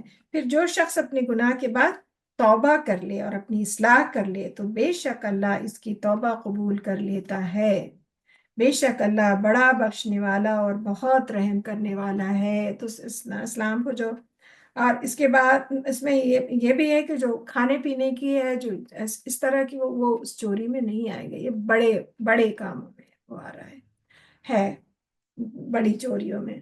تو اللہ تعالیٰ کیا کہ لیکن پھر پوری جو سزا بتائی اللہ تعالیٰ نے اس لیے کہ معاشرہ اس سے پاک رہے، جو سخت سزا، لیکن جو توبہ پھر بعد میں اللہ تعالیٰ نے یہ بھی کہا کہ جو توبہ کر لے اور اپنی اصلاح کر لے تو اللہ اس کی توبہ قبول کر لیتا ہے۔ بے شک اللہ بہت بڑا بخشنے والا اور بہت رحم کرنے والا ہے۔ کیا تمہیں علم نہیں کہ آسمانوں اور زمین کی بادشاہی اللہ ہی کے لیے ہے؟ وہ جسے چاہتا ہے عذاب دیتا ہے اور جسے چاہتا ہے بخش دیتا ہے، اور اللہ ہر چیز پر خوب قدرت رکھنے والا ہے۔ یعنی یہ سب تو اللہ سبحانہ تعالیٰ کہ وہ جو چاہیں بخش دے۔ پیچھے ہم نے پڑھا تھا کہ شرک کے علاوہ ہر گناہ، شرک کے علاوہ اللہ جو چاہے جس کی گناہ بخش دے، یہ ٹوٹل اللہ تعالیٰ کے ہاتھ میں ہے، جسے چاہے بخشے جسے چاہے نہ بخشے۔ اور یہاں پہ یہ ہو رہا ہے کہ اللہ جسے چاہے بخش دیتا ہے اور جسے چاہے عذاب دیتا ہے۔ یہ اس میں کوئی کیٹیگری نہیں ہے، یہ تو بس ہمیں اللہ کی اس میں راضی رہنا ہے، اور بس اللہ کے آگے جھکے رہنا کہ اللہ تعالیٰ پلیز ہمیں معاف کر دیں ہم سب کی غلطیاں، اور اللہ ہر چیز پر خوب قدرت رکھنے والا ہے۔ اے رسول صلی اللہ علیہ وسلم، آپ ان لوگوں کا غم نہ کھائیں جو کفر میں جلدی کرتے ہیں۔ یعنی رسول اللہ صلی اللہ علیہ وسلم غمگین ہوتے تھے، لوگ ایمان نہیں لا رہے ہیں، اور پر ایون لوگ ستا رہے ہیں، لیکن وہ اپنے لیے، اپنے سے زیادہ وہ لوگوں کے لیے غمگین ہوتے تھے کہ کیوں نہیں ہدایت پہ آ رہے ہیں۔ یہ تو رسول اللہ تعالیٰ کہہ رہے ہیں کہ آپ غم نہ کھائیں جو کفر میں جلدی کرتے ہیں، یعنی یہ جو بالکل نہ ماننے میں امیڈیٹ کہتے ہیں ہم نہیں مانیں گے، ان لوگوں کے ساتھ، ان لوگوں میں سے کچھ تو وہ ہیں جو اپنے منہ سے کہتے ہیں کہ ہم ایمان لائے، یعنی اور حالانکہ ان کے دل ایمان نہیں لاتے، یعنی کچھ تو وہ ہیں، کچھ تو ڈائریکٹ کافر ہیں اور کچھ جو ہیں ہپوکریٹس ہیں۔ تو اللہ سبحانہ تعالیٰ کہہ رہے ہیں کہ کچھ تو وہ ہیں جو زبان پہ سے تو ہیں کہ ہاں ہم لا الہ الا اللہ محمد رسول اللہ، مگر دل میں ایمان نہیں ہے، اور ہپوکریٹس ہیں۔ اور کچھ ان لوگوں میں سے جو یہودی ہوئے وہ جھوٹی باتیں سننے کے عادی ہیں اور دوسری قوم کی جاسوسی کرنے والے ہیں۔ تو یہود کا ٹریٹ جو ہے وہ جھوٹ بولنا ہے، یہ مسلمان کا ٹریٹ نہیں ہے ایمان والوں کا نہیں ہے۔ ایمان والا سچا ہوتا ہے، اگر غلطی بھی کرتا ہے تو تب بھی سچی بات کرتا ہے، گما پھرانا، جھوٹ مکاری یہ یہودیوں کا ٹریٹ ہے۔ اور یہ جھوٹ بولنے، جھوٹی باتیں کرنے کے عادی ہیں، یہ عادی مجرم ہیں، یہ مطلب ان کی ان بلٹ ہے، یہ ہیں ہی ہیں، یہ ایسے ہی ہیں، عادی ہیں۔ اور دوسری قوم کی جاسوسی کرنے والے ہیں، اور یہ بھی ہے کہ سب کی ٹوہ میں رہتے ہیں، کہاں کیا ہو رہا ہے پھر ادھر کی ادھر پہنچاتے ہیں۔ یہ یہود کا کیریکٹر تھا۔ جاسوسی کرنے والے ہیں جو آپ کے پاس جو ابھی اطاعت کے لیے آپ کے پاس نہیں آئی، یعنی کہ یہ دوسری قوم کی جاسوسی کرنے والے ہیں۔ وہ کلمات کا موقع محل ثابت ہونے کے بعد اسے بدل دیتے ہیں، یعنی کہ اگر کوئی بات پکڑی جانے لگی تو پھر گھما دیتے ہیں، اس کو جھوٹ بول جاتے ہیں، اور کسی کے سامنے کچھ کہہ رہے ہیں، کسی مسلمانوں کے سامنے کچھ کہہ رہے ہیں، اپنے لوگوں کے سامنے کچھ کہہ رہے ہیں، تو یہ سیدھی بات نہیں کرتے ہیں، مینیپولیشن کرتے ہیں۔ وہ کہتے ہیں اگر تمہیں یہ حکم دیا جائے تو قبول کر لو، اور اگر یہ حکم نہ دیا جائے تو ان سے الگ تھلگ رہو، اور جسے اللہ فتنے میں ڈالنا چاہے تو آپ اللہ کی طرف سے اس کی بابت قطعاً کچھ اختیار نہیں رکھتے۔ تو مطلب اور اللہ نے تو بار بار مہربانی کی، اللہ تعالیٰ ان میں ان کے بیچ پیغمبر کھڑے ہیں صلی اللہ علیہ وسلم، ان کو بلا رہے ہیں، انہیں سمجھا رہے ہیں، جو کتاب ان کی کتابیں جس کتاب کی تصدیق کر رہی تھیں، جس پیغمبر کی تصدیق کر رہی تھیں، وہ سب ان کے سامنے ہے۔ جب وہ ایک دم اپنی گمراہی اور اپنے فتنے میں اتنے اتنے پیوست ہے، تو اللہ پاک کرے یہ ہم نے ان پر اب ہم نے انہیں چھوڑ دیا، اسی میں ڈال دیا ہے۔ تو رسول اللہ صلی اللہ علیہ وسلم کہہ رہے ہیں کہ اب یہ اللہ کی طرف سے ہے اور آپ کی طرف سے نہیں ہے، قطعاً آپ کچھ اختیار نہیں رکھتے، یعنی یہ اپنے خود ذمہ دار ہیں۔ وہی لوگ ہیں جن کے بارے میں اللہ نے نہیں چاہا کہ ان کے دلوں کو پاک کرے، اور مطلب ان میں اتنی نجاست ہے کہ اللہ نے بس پاکی ان کے لیے ہے ہی نہیں ہے۔ ان کے لیے دنیا میں رسوائی ہے اور آخرت میں ان کے لیے بہت بڑا عذاب ہے۔ ہم انتظار کر رہے ہیں ان کی رسوائی کا، اللہ تعالیٰ ہم لوگوں کی زندگیوں میں دکھا دے۔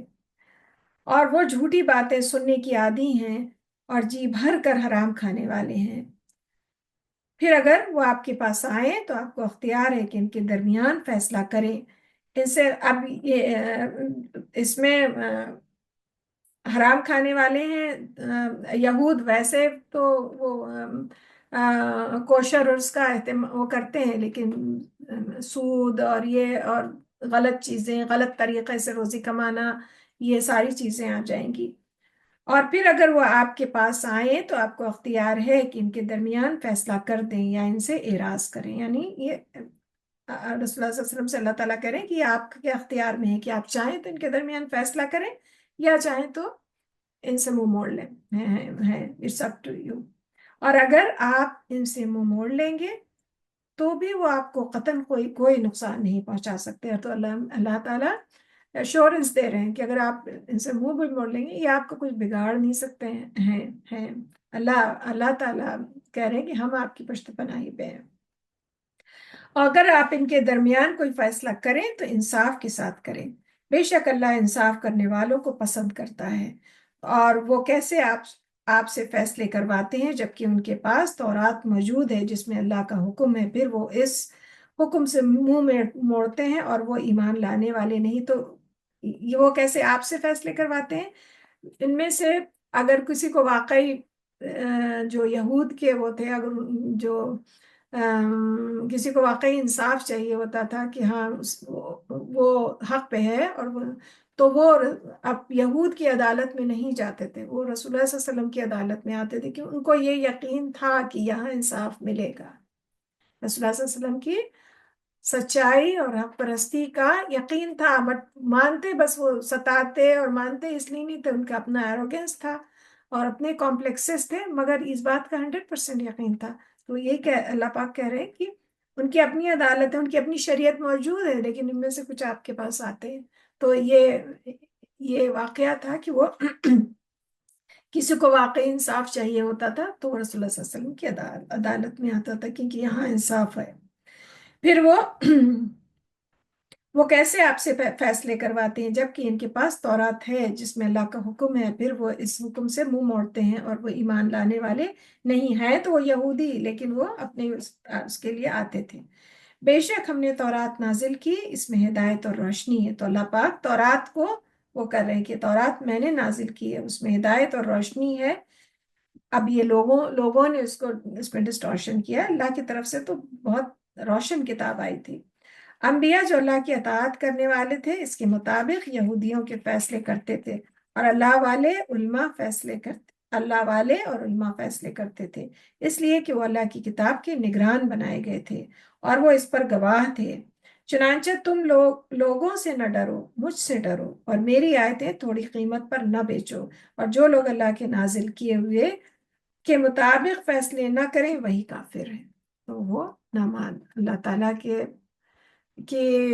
قانون کے مطابق فیصلہ کرنا، اللہ پاک کہہ رہے ہیں، یہود کا پورا اگزامپل دے رہے ہیں، اور کہہ رہے ہیں کہ ان کے پہلے علماء جو تھے تو وہ اور اس کے روشن کتاب بتا رہے ہیں کہ ہماری جب روشن کتاب آئی تھی، اور لیکن یہ لوگ جو ہیں بعد میں، تو اللہ تعالیٰ کریں میری آیتوں کو تھوڑی قیمت پر نہ بیچو۔ یہاں مسلمانوں سے اللہ تعالیٰ مخاطب ہیں، مثال دے کے یہود کی، اور پھر کہہ رہے ہیں کہ جو میری شریعت کے مطابق اور جو حق کے ساتھ فیصلہ نہ کریں وہ کافر ہے۔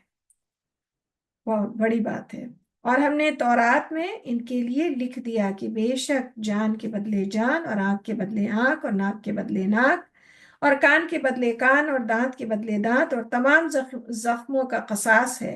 پھر جو شخص اسے معاف کر دے تو اس کے لیے کفارہ ہے، اور جو لوگ اللہ کے نازل کیے ہوئے کے مطابق فیصلہ نہ کریں وہی ظالم ہے۔ تو ایسا نہیں ہے، تورات میں بھی یہی حکم آیا تھا، جو اسلام پہ جو ویسٹ جو ہے اسلام پہ کو باربیرک ریلیجن، اور جو جو وہ الزام لگاتا ہے، اور اللہ تعالیٰ تو مہربانی سے معاف پہ معاف کرتے جا رہے ہیں، تو یہ اللہ تعالیٰ اس کو یہاں پہ اس کو نگیٹ کیا گیا ہے کہ ان کی شریعت میں بھی یہی بات آئی تھی، مگر انہوں نے انفلوئنشل لوگوں کے لیے وہ قانون نہیں تھے، اور غریب لوگوں کے لیے وہ قانون تھے۔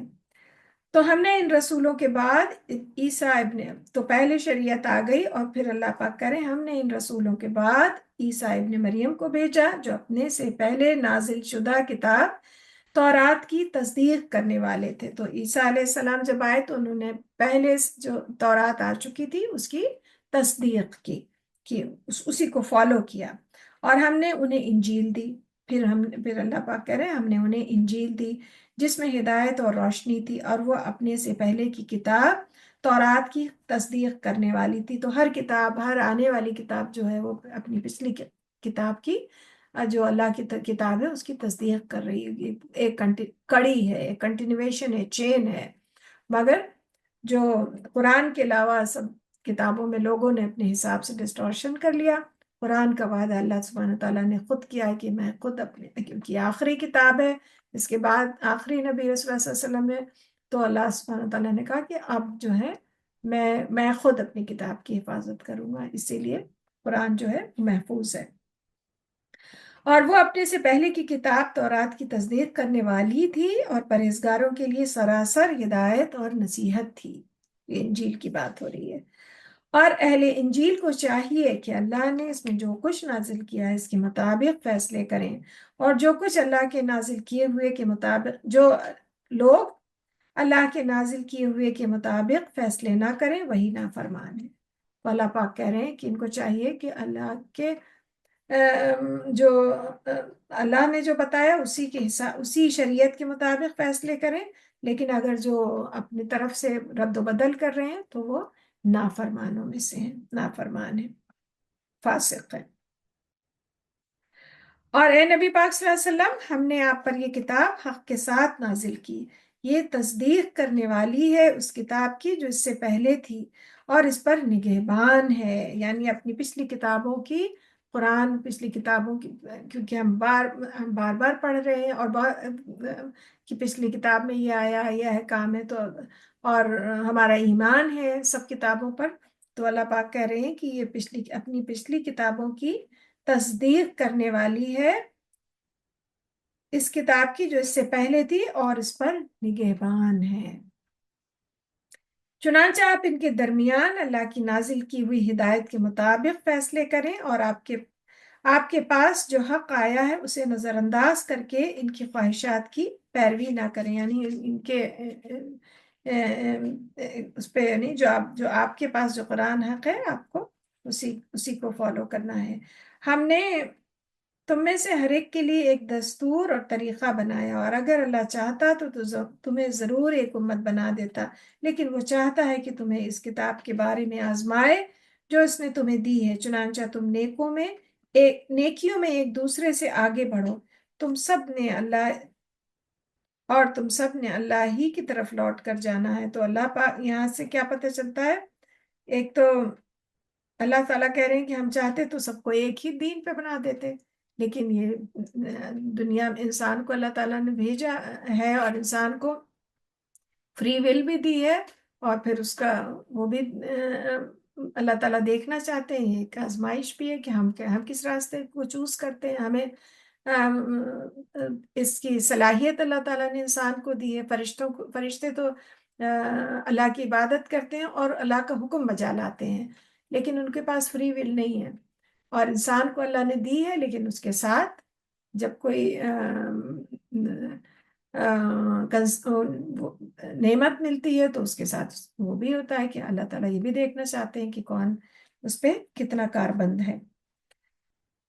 تو اور پھر کیا پتہ تم نیکیوں میں ایک دوسرے سے آگے بڑھو. تو نیکی ایک ایسا جذبہ ہے، اس سے ہمیں ایک دوسرے سے ہمیں سبقت لے جانا ہے. پیچھے ہم نے پڑھا تھا کہ اس میں ایک دوسرے پر رشک کرنا جائز ہے، کہ اگر کوئی بہت نیکی کر رہا ہے، بہت جس کے پاس کسی کو بہت اللہ نے مال دیا ہے اور وہ بہت دین کے کام کر رہا ہے اور بہت بھلائی کے کاموں میں خرچ کر رہا ہے، تو اگر کسی کے پاس نہیں ہے وہ رشک کرے کہ اگر میرے پاس ہوتا تو میں بھی اتنا کرتا. تو اس کی اجازت ہے کہ کوئی بھلائی کے کاموں میں ایک دوسرے سے آگے بڑھنے کی. اور یہاں پہ ہے کہ نیکی کے کاموں میں ایک دوسرے سے آگے بڑھو. نیکی میں ایک دوسرے سے دوڑ دوڑ کے آگے بڑھنے کی اللہ تعالیٰ خود ترغیب دے رہے ہیں. تم سب نے اللہ ہی کی طرف لوٹنا ہے، پھر وہ تمہیں اصل حقیقت بتا دے گا جس میں تم اختلاف کرتے رہتے تھے. اور اے نبی پاک صلی اللہ علیہ وسلم، آپ ان لوگوں کے درمیان اس کے مطابق فیصلہ کریں جو اللہ نے آپ پر نازل کیا ہے، اور ان کی خواہشات کی پیروی نہ کریں، اور ان سے ہوشیار رہیں کہیں وہ آپ کو کسی ایسے حکم سے ادھر ادھر نہ کر دیں جو اللہ نے آپ پر اتارا ہے. پھر اگر وہ اس سے منہ موڑے تو جان لیں کہ اللہ کا فقط یہی ارادہ ہے کہ ان کے بعض گناہوں کی وجہ سے انہیں سزا دے، اور بے شک ان لوگوں میں سے اکثر نافرمان ہیں. کیا پھر وہ جاہلیت کا فیصلہ چاہتے ہیں؟ اور جو قوم اللہ پر یقین رکھتی ہے اس کے نزدیک اللہ سے بہتر فیصلہ کرنے والا کون ہے. تو نعوذ باللہ رسول اللہ صلی اللہ علیہ وسلم ایسا کرنے والے نہیں تھے، اور لیکن اللہ تعالیٰ بس یاد دہانی کرا رہے ہیں، اور ہم سب کو اس سے ایک راہ ملتی ہے. اے لوگوں جو ایمان لائے ہو، یہودیوں اور عیسائیوں کو دوست نہ بناؤ، اور وہ آپس میں باہم دوست ہیں. تو کیا بات ہو رہی ہے؟ اب یہاں سے پتہ چلتا ہے کہ وہ آپس میں باہم دوست ہیں. پیچھے ایک جگہ ہم نے پڑھا تھا کہ یہود یہ کہہ رہے ہیں، نصارہ یہ کہہ رہے ہیں، لیکن یہاں اور وہ تو ابھی تک ہیں باہم دوست. تو اللہ پاک کیا کریں؟ اے لوگوں جو ایمان لائے ہو، یہودیوں اور عیسائیوں کو دوست نہ بناؤ، وہ آپس میں باہم دوست ہیں، اور تم میں سے جو کوئی ان سے دوستی رکھے گا تو بے شک وہ انہی میں سے ہوگا. بے شک اللہ ظالم لوگوں کو ہدایت نہیں دیتا. یعنی کہ ان کے ایسے ٹرو فرینڈس جو ہیں، یا ان پہ بھروسے کے لائق نہیں ہے کہ ہم سوچے کہ ہاں یہ ہم ان پہ بھروسہ کر لیں، کر کے بیٹھ جائیں کہ یہ ہمارا ساتھ دے دیں گے، یہ ہمارے لیے ہماری بھلائی کے لیے کام کر دیں گے. تو اللہ پاک تو ابھی کر رہا ہے، ممکن ہمیں نہیں بھروسہ کرنا ان پہ. تو بے شک اگر کسی نے مطلب ان کے طریقے پہ چلنا، ان سے اللہ پاک کرے اگر تم نے ان سے دوستی مطلب ان سے اتنا انفلوئنس ہوئے، اتنا موٹیویٹ ہوئے، تو پھر تم انہی میں سے ہو جاؤ گے. تو یہاں ہمیں ان کے طریقے پہ نہیں چلنا ہے. جو کوئی ان سے دوستی رکھے گا تو بے شک وہ انہی میں سے ہوگا. یعنی آدمی اپنی دوستی ہی سے تو پہچانا جاتا ہے نا، جس طرح کی سوسائٹی میں رہ رہا ہے، جس طرح کی کہ دوست بنا رہا ہے. اور قیامت کے دن بھی انسان جس طرح کے لوگوں میں موو کرے بیٹھے گا، اسی لیے جو حلقہ اور دینی وہ، اور قیامت کے دن انسان اپنے انہی لوگوں کے ساتھ اٹھایا جائے گا. تو اللہ تعالیٰ کہہ رہے کہ بے شک انہی میں سے.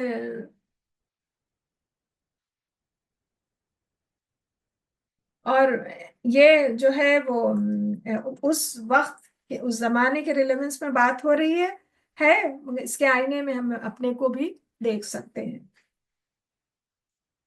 بے شک انہی میں سے ہوگا. تو اس وقت جو ہے یہود اور نصارہ کی بات ہو رہی ہے. مسلمانوں سے اللہ سبحانہ تعالیٰ مخاطب ہے کہ ان کو دوست نہ بناؤ، ان کے ساتھ نہ بیٹھو، ان کے ساتھ ہوگے تو انہی کی طرح ہو جاؤ گے یہ جو ہے. اور مگر اس کے آئینے میں ہمیں اپنے آپ کو بھی دیکھنا ہے. بے شک اللہ ظالم لوگوں کو ہدایت نہیں دیتا. پھر آپ ان لوگوں کو دیکھتے ہیں جن کے دلوں میں منافقت کا روگ ہے، وہ دوڑ کر یہودیوں میں جاتے ہیں. یہ پورے منظر اس سے پتہ چلتا ہے یہ اس وقت کی بات ہو رہی ہے. ان کے دلوں میں منافقت کا روگ ہے، یعنی ہپوکریسی ان کے دلوں میں اتنی ہے کہ بیماری کی طرح ہے کہ وہ دوڑ کر یہودیوں میں جاتے ہیں اور ان سے کہتے ہیں کہ ہمیں ڈر ہے کہ کہیں ہم کسی مصیبت میں نہ پھنس جائیں، پھر قریب ہے کہ اللہ تمہیں فتح عطا کر دے یا اپنی طرف سے کوئی اور بات ظاہر کرے تو یہ لوگ اپنی منافقت پر پچھتائیں گے، یعنی ان کے کیونکہ حق پہ نہیں ہے نا، سیدھے اس پہ نہیں ہے، تو ان کے دل میں ہر وقت ادھر سے ادھر ادھر سے ادھر ہوتے رہتے ہیں، اور ان کے دلوں میں منافقت کا روگ ہے، ڈیزیز ہے، اللہ تعالیٰ کہہ رہے ہیں کہ وہ یہ ادھر جاتے ہیں، یہود میں جاتے ہیں کہ کہیں ایسا نہ ہو کہ ہم کسی اس میں پھنس جائیں، تو ہمیں اپنے آپ کو پروٹیکٹ کرنا ہے، وہ سیدھا راستہ ان کا نہیں ہے، ادھر سے ادھر بھٹک رہے ہیں۔ پھر قریب ہے کہ اللہ تمہیں فتح عطا کرے یا اپنی طرف سے کوئی اور بات ظاہر کرے تو یہ لوگ اپنی منافقت پر پچھتائیں گے۔ اللہ سبحانہ تعالیٰ کہہ رہے ہیں کہ اگر مسلمانوں کو کوئی قریب ہے کہ وہ اللہ کوئی فتح دے یا اپنی طرف سے مہربانی کرے تو پھر یہ پچھتائیں گے جسے وہ اپنے دلوں میں چھپائے ہوئے ہیں، اور اس وقت وہ لوگ جو ایمان لائے ہیں کہیں گے کیا یہی لوگ ہیں جنہوں نے بڑی شدت سے اللہ کی قسمیں کھائی تھیں کہ بے شک وہ تمہارے ساتھ ہیں، ان کے عمل برباد ہو گئے اور وہ خسارہ اٹھانے والوں میں ہو گئے۔ اے لوگوں جو ایمان لائے ہو، تم میں سے جو کوئی اپنے دین سے پھر جائے تو اللہ جلد ایسے لوگوں کو لائے گا کہ وہ ان سے محبت کرتا ہوگا اور وہ اس سے محبت کرتے ہوں گے، اور مومنوں پر نرمی کرنے والے ہوں گے اور کافروں پر سختی کرنے والے ہوں گے۔ تو مسلمانوں کا اس وقت صحابہ کا کیریکٹر یہی تھا کہ وہ آپس میں مومنوں سے تو بے حد محبت کرتے تھے، اور مگر اپنے دشمن پہ بہت سخت تھے۔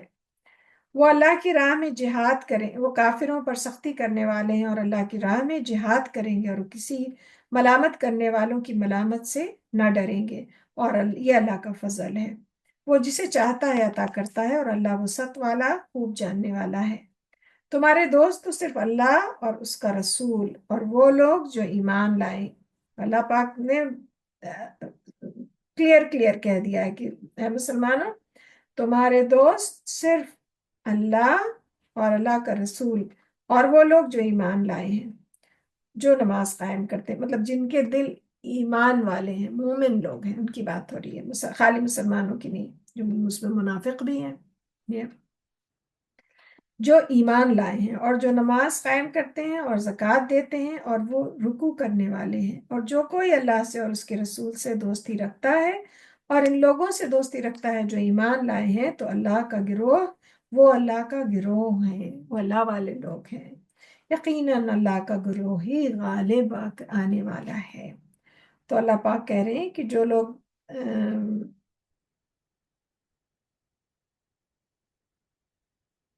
حدیث شریف میں آتا ہے، مفہوم حدیث ہے، جس میں 3 خصلتیں ہوں گی وہ لذت ایمان سے ضرور بہرہ ہوگا۔ نمبر 1، اللہ اور اس کا رسول اسے سب سے زیادہ محبوب ہوں گے، یعنی اللہ اور اس کے رسول، اب اللہ سبحانہ تعالیٰ سے اور رسول اللہ صلی اللہ علیہ وسلم سے سب سے زیادہ محبت وہ کرتا ہوگا، اور نمبر 2، وہ محض اللہ ہی کے لیے دوستی رکھے، یعنی اپنے دوست بھی ایسے بنائے جو اللہ والے لوگ ہوں، جو لائک مائنڈڈ لوگ ہوں، جو اللہ کی راہ میں کام کر رہے ہوں، وہ دوستیوں کی بنیاد وہ ہو، کوئی پرسنل مفاد نہ ہو،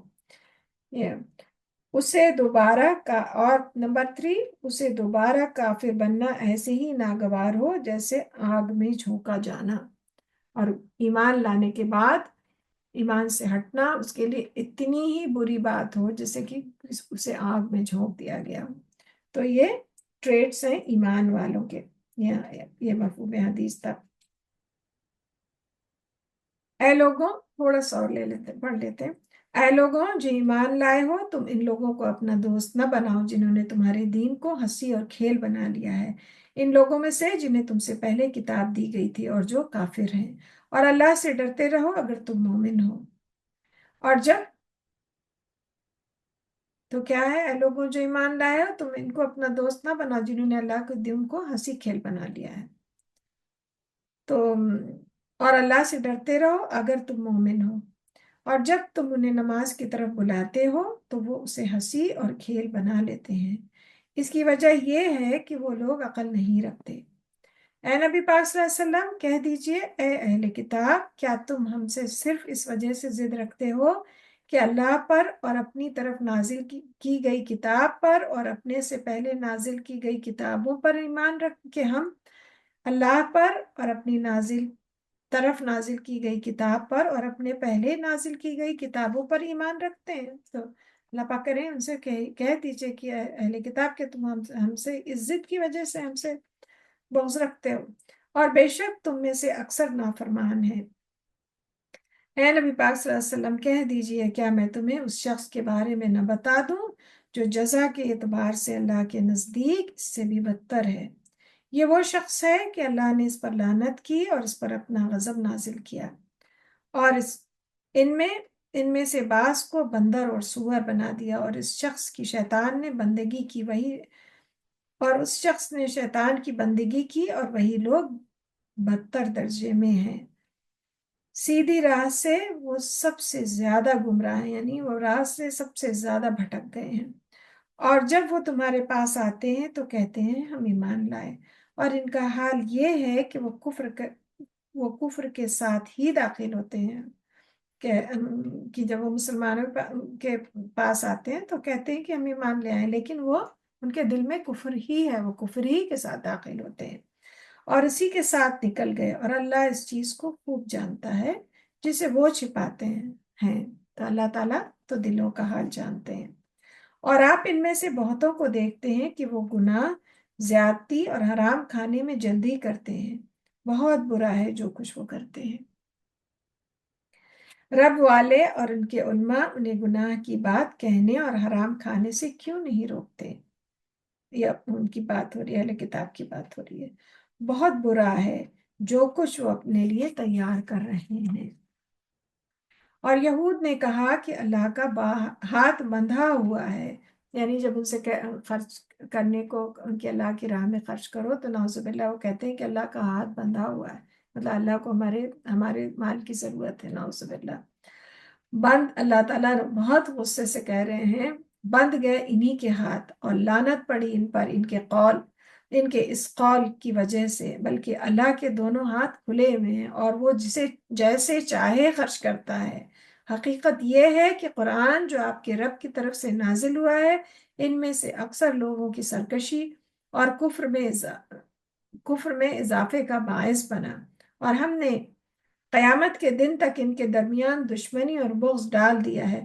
جب کبھی ان کے جو یہود وہ تھے، جو قبیلے تھے، ان کے آپس میں بہت دشمنی تھی، جیسے جب ہم آگے پڑھیں گے، جو بنو الناظر تھے وہ بڑے اسٹرانگ تھے، لیکن وہ ان کی جو کمزوری تھی وہ آپس ہی میں ایک دوسرے سے جلے کڑھے جا رہے تھے، آپس میں ان کے دل ایک دوسرے سے صاف نہیں تھے۔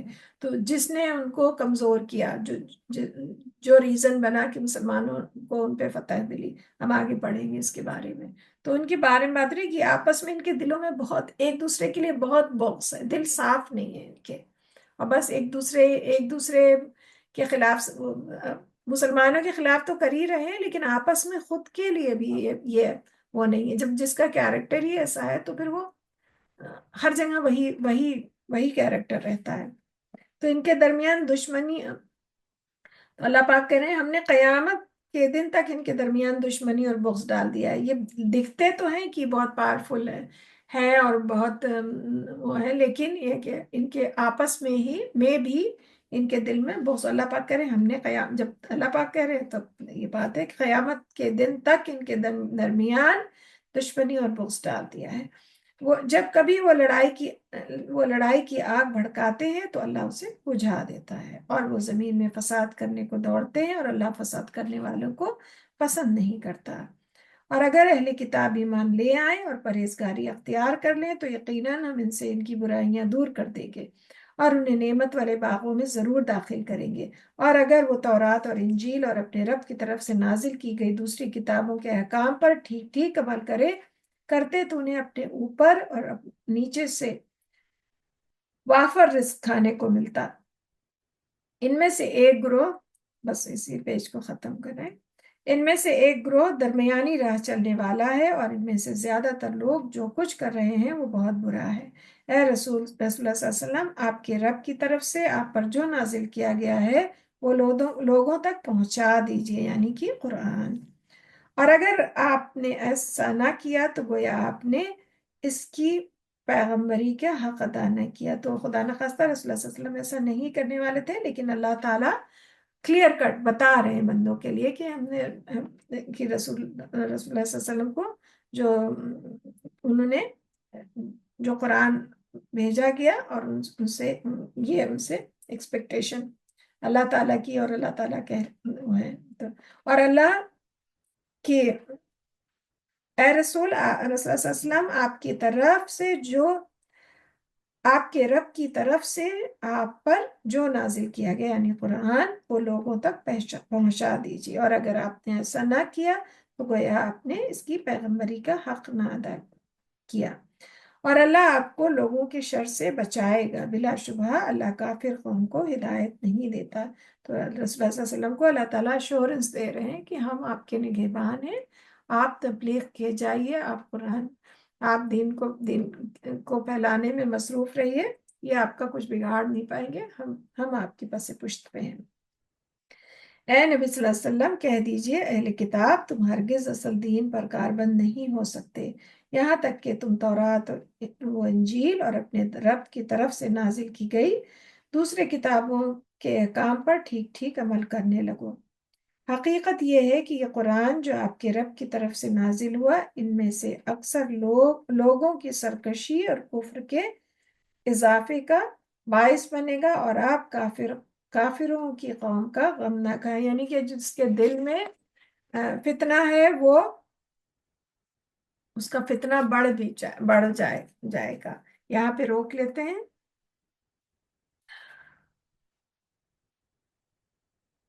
دعا کر لیتے ہیں تو ہم سورہ مائدہ کی 75ویں آیت پہ 75 آیت پہ روک رہے ہیں۔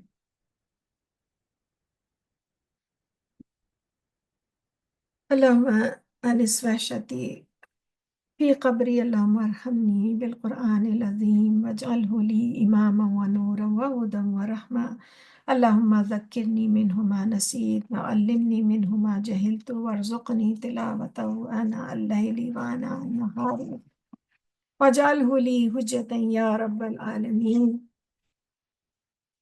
اے اللہ، مانوس کر دے میری وحشت کو میری قبر میں۔ اے اللہ، قرآن کی وجہ سے ہم سب پر رحم کر، اور اس کو ہمارے لیے امام اور نور اور ہدایت اور رحمت کا ذریعہ بنا۔ اے اللہ، جو کچھ ہم بھول جائیں ہمیں یاد کروا دینا، اور وہ کچھ ہمیں سکھا دے جو ہمیں معلوم نہیں، اور ہمیں توفیق دے کہ ہم دن کی گھڑیوں میں اور رات کی گھڑیوں میں اس کی تلاوت کریں، اور اس کو ہمارے لیے دلیل بنا دے۔ رب آئنی علی ذکرک و شکرک و حسن عبادتک، اے الہی ہمیں مدد دے کہ ہم آپ کا ذکر، آپ کا شکر اور آپ کی خوب عبادت کر سکیں۔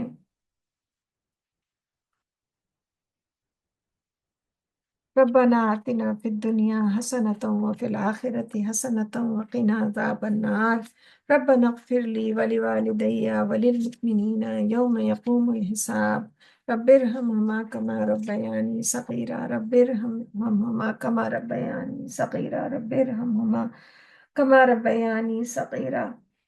اے اللہ ہمیں بخش دے، اور ہمارے والدین کو، اور ان پہ ہمارے والدین پہ رحم فرما، ایسا کہ جیسے انہوں نے بچپن میں ہمیں پالا۔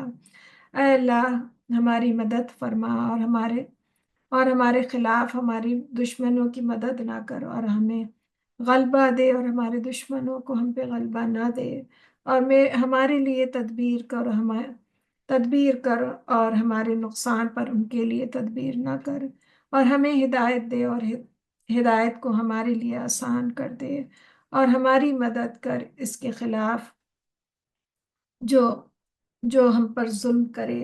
اے ہمارے رب، بنا دے ہم کو کہ ہم تیرا شکر ادا کرنے والے ہوں، تیرا تیرا بہت زیادہ ذکر کرنے والے ہوں، تجھ سے بہت ڈرنے والے ہوں، تیری بہت اطاعت کرنے والے ہوں، تیرے لیے عاجزی کرنے والے ہوں، گڑ گڑانے والے ہوں، رجوع کرنے والے ہو جائیں۔ اے ہمارے رب، ہماری توبہ قبول کر، اور ہمارے گناہ دھو، اور ہماری دعا قبول کر، اور ہماری دلیل ثابت رکھ، اور ہمارے دل کو ہدایت دے، اور ہماری زبان سیدھی رکھ، اور ہمارے دل سے کینے کو نکال دے۔ رب انی لما انزلت الی من خیر فقیر، ربنا هب لنا من ازواجنا وذریاتنا قرۃ اعین واجعلنا للمتقین اماما۔ اے اللہ، ہم سب کا پڑھنا اور سننا یا اللہ احسن طریقے پہ قبول کر۔ یا اللہ، اللہم انی اعوذ بک من علم لا ینفع ومن قلب لا یخشع ومن نفس لا تشبع ومن دعوت لا یستجاب لها۔ اے اللہ،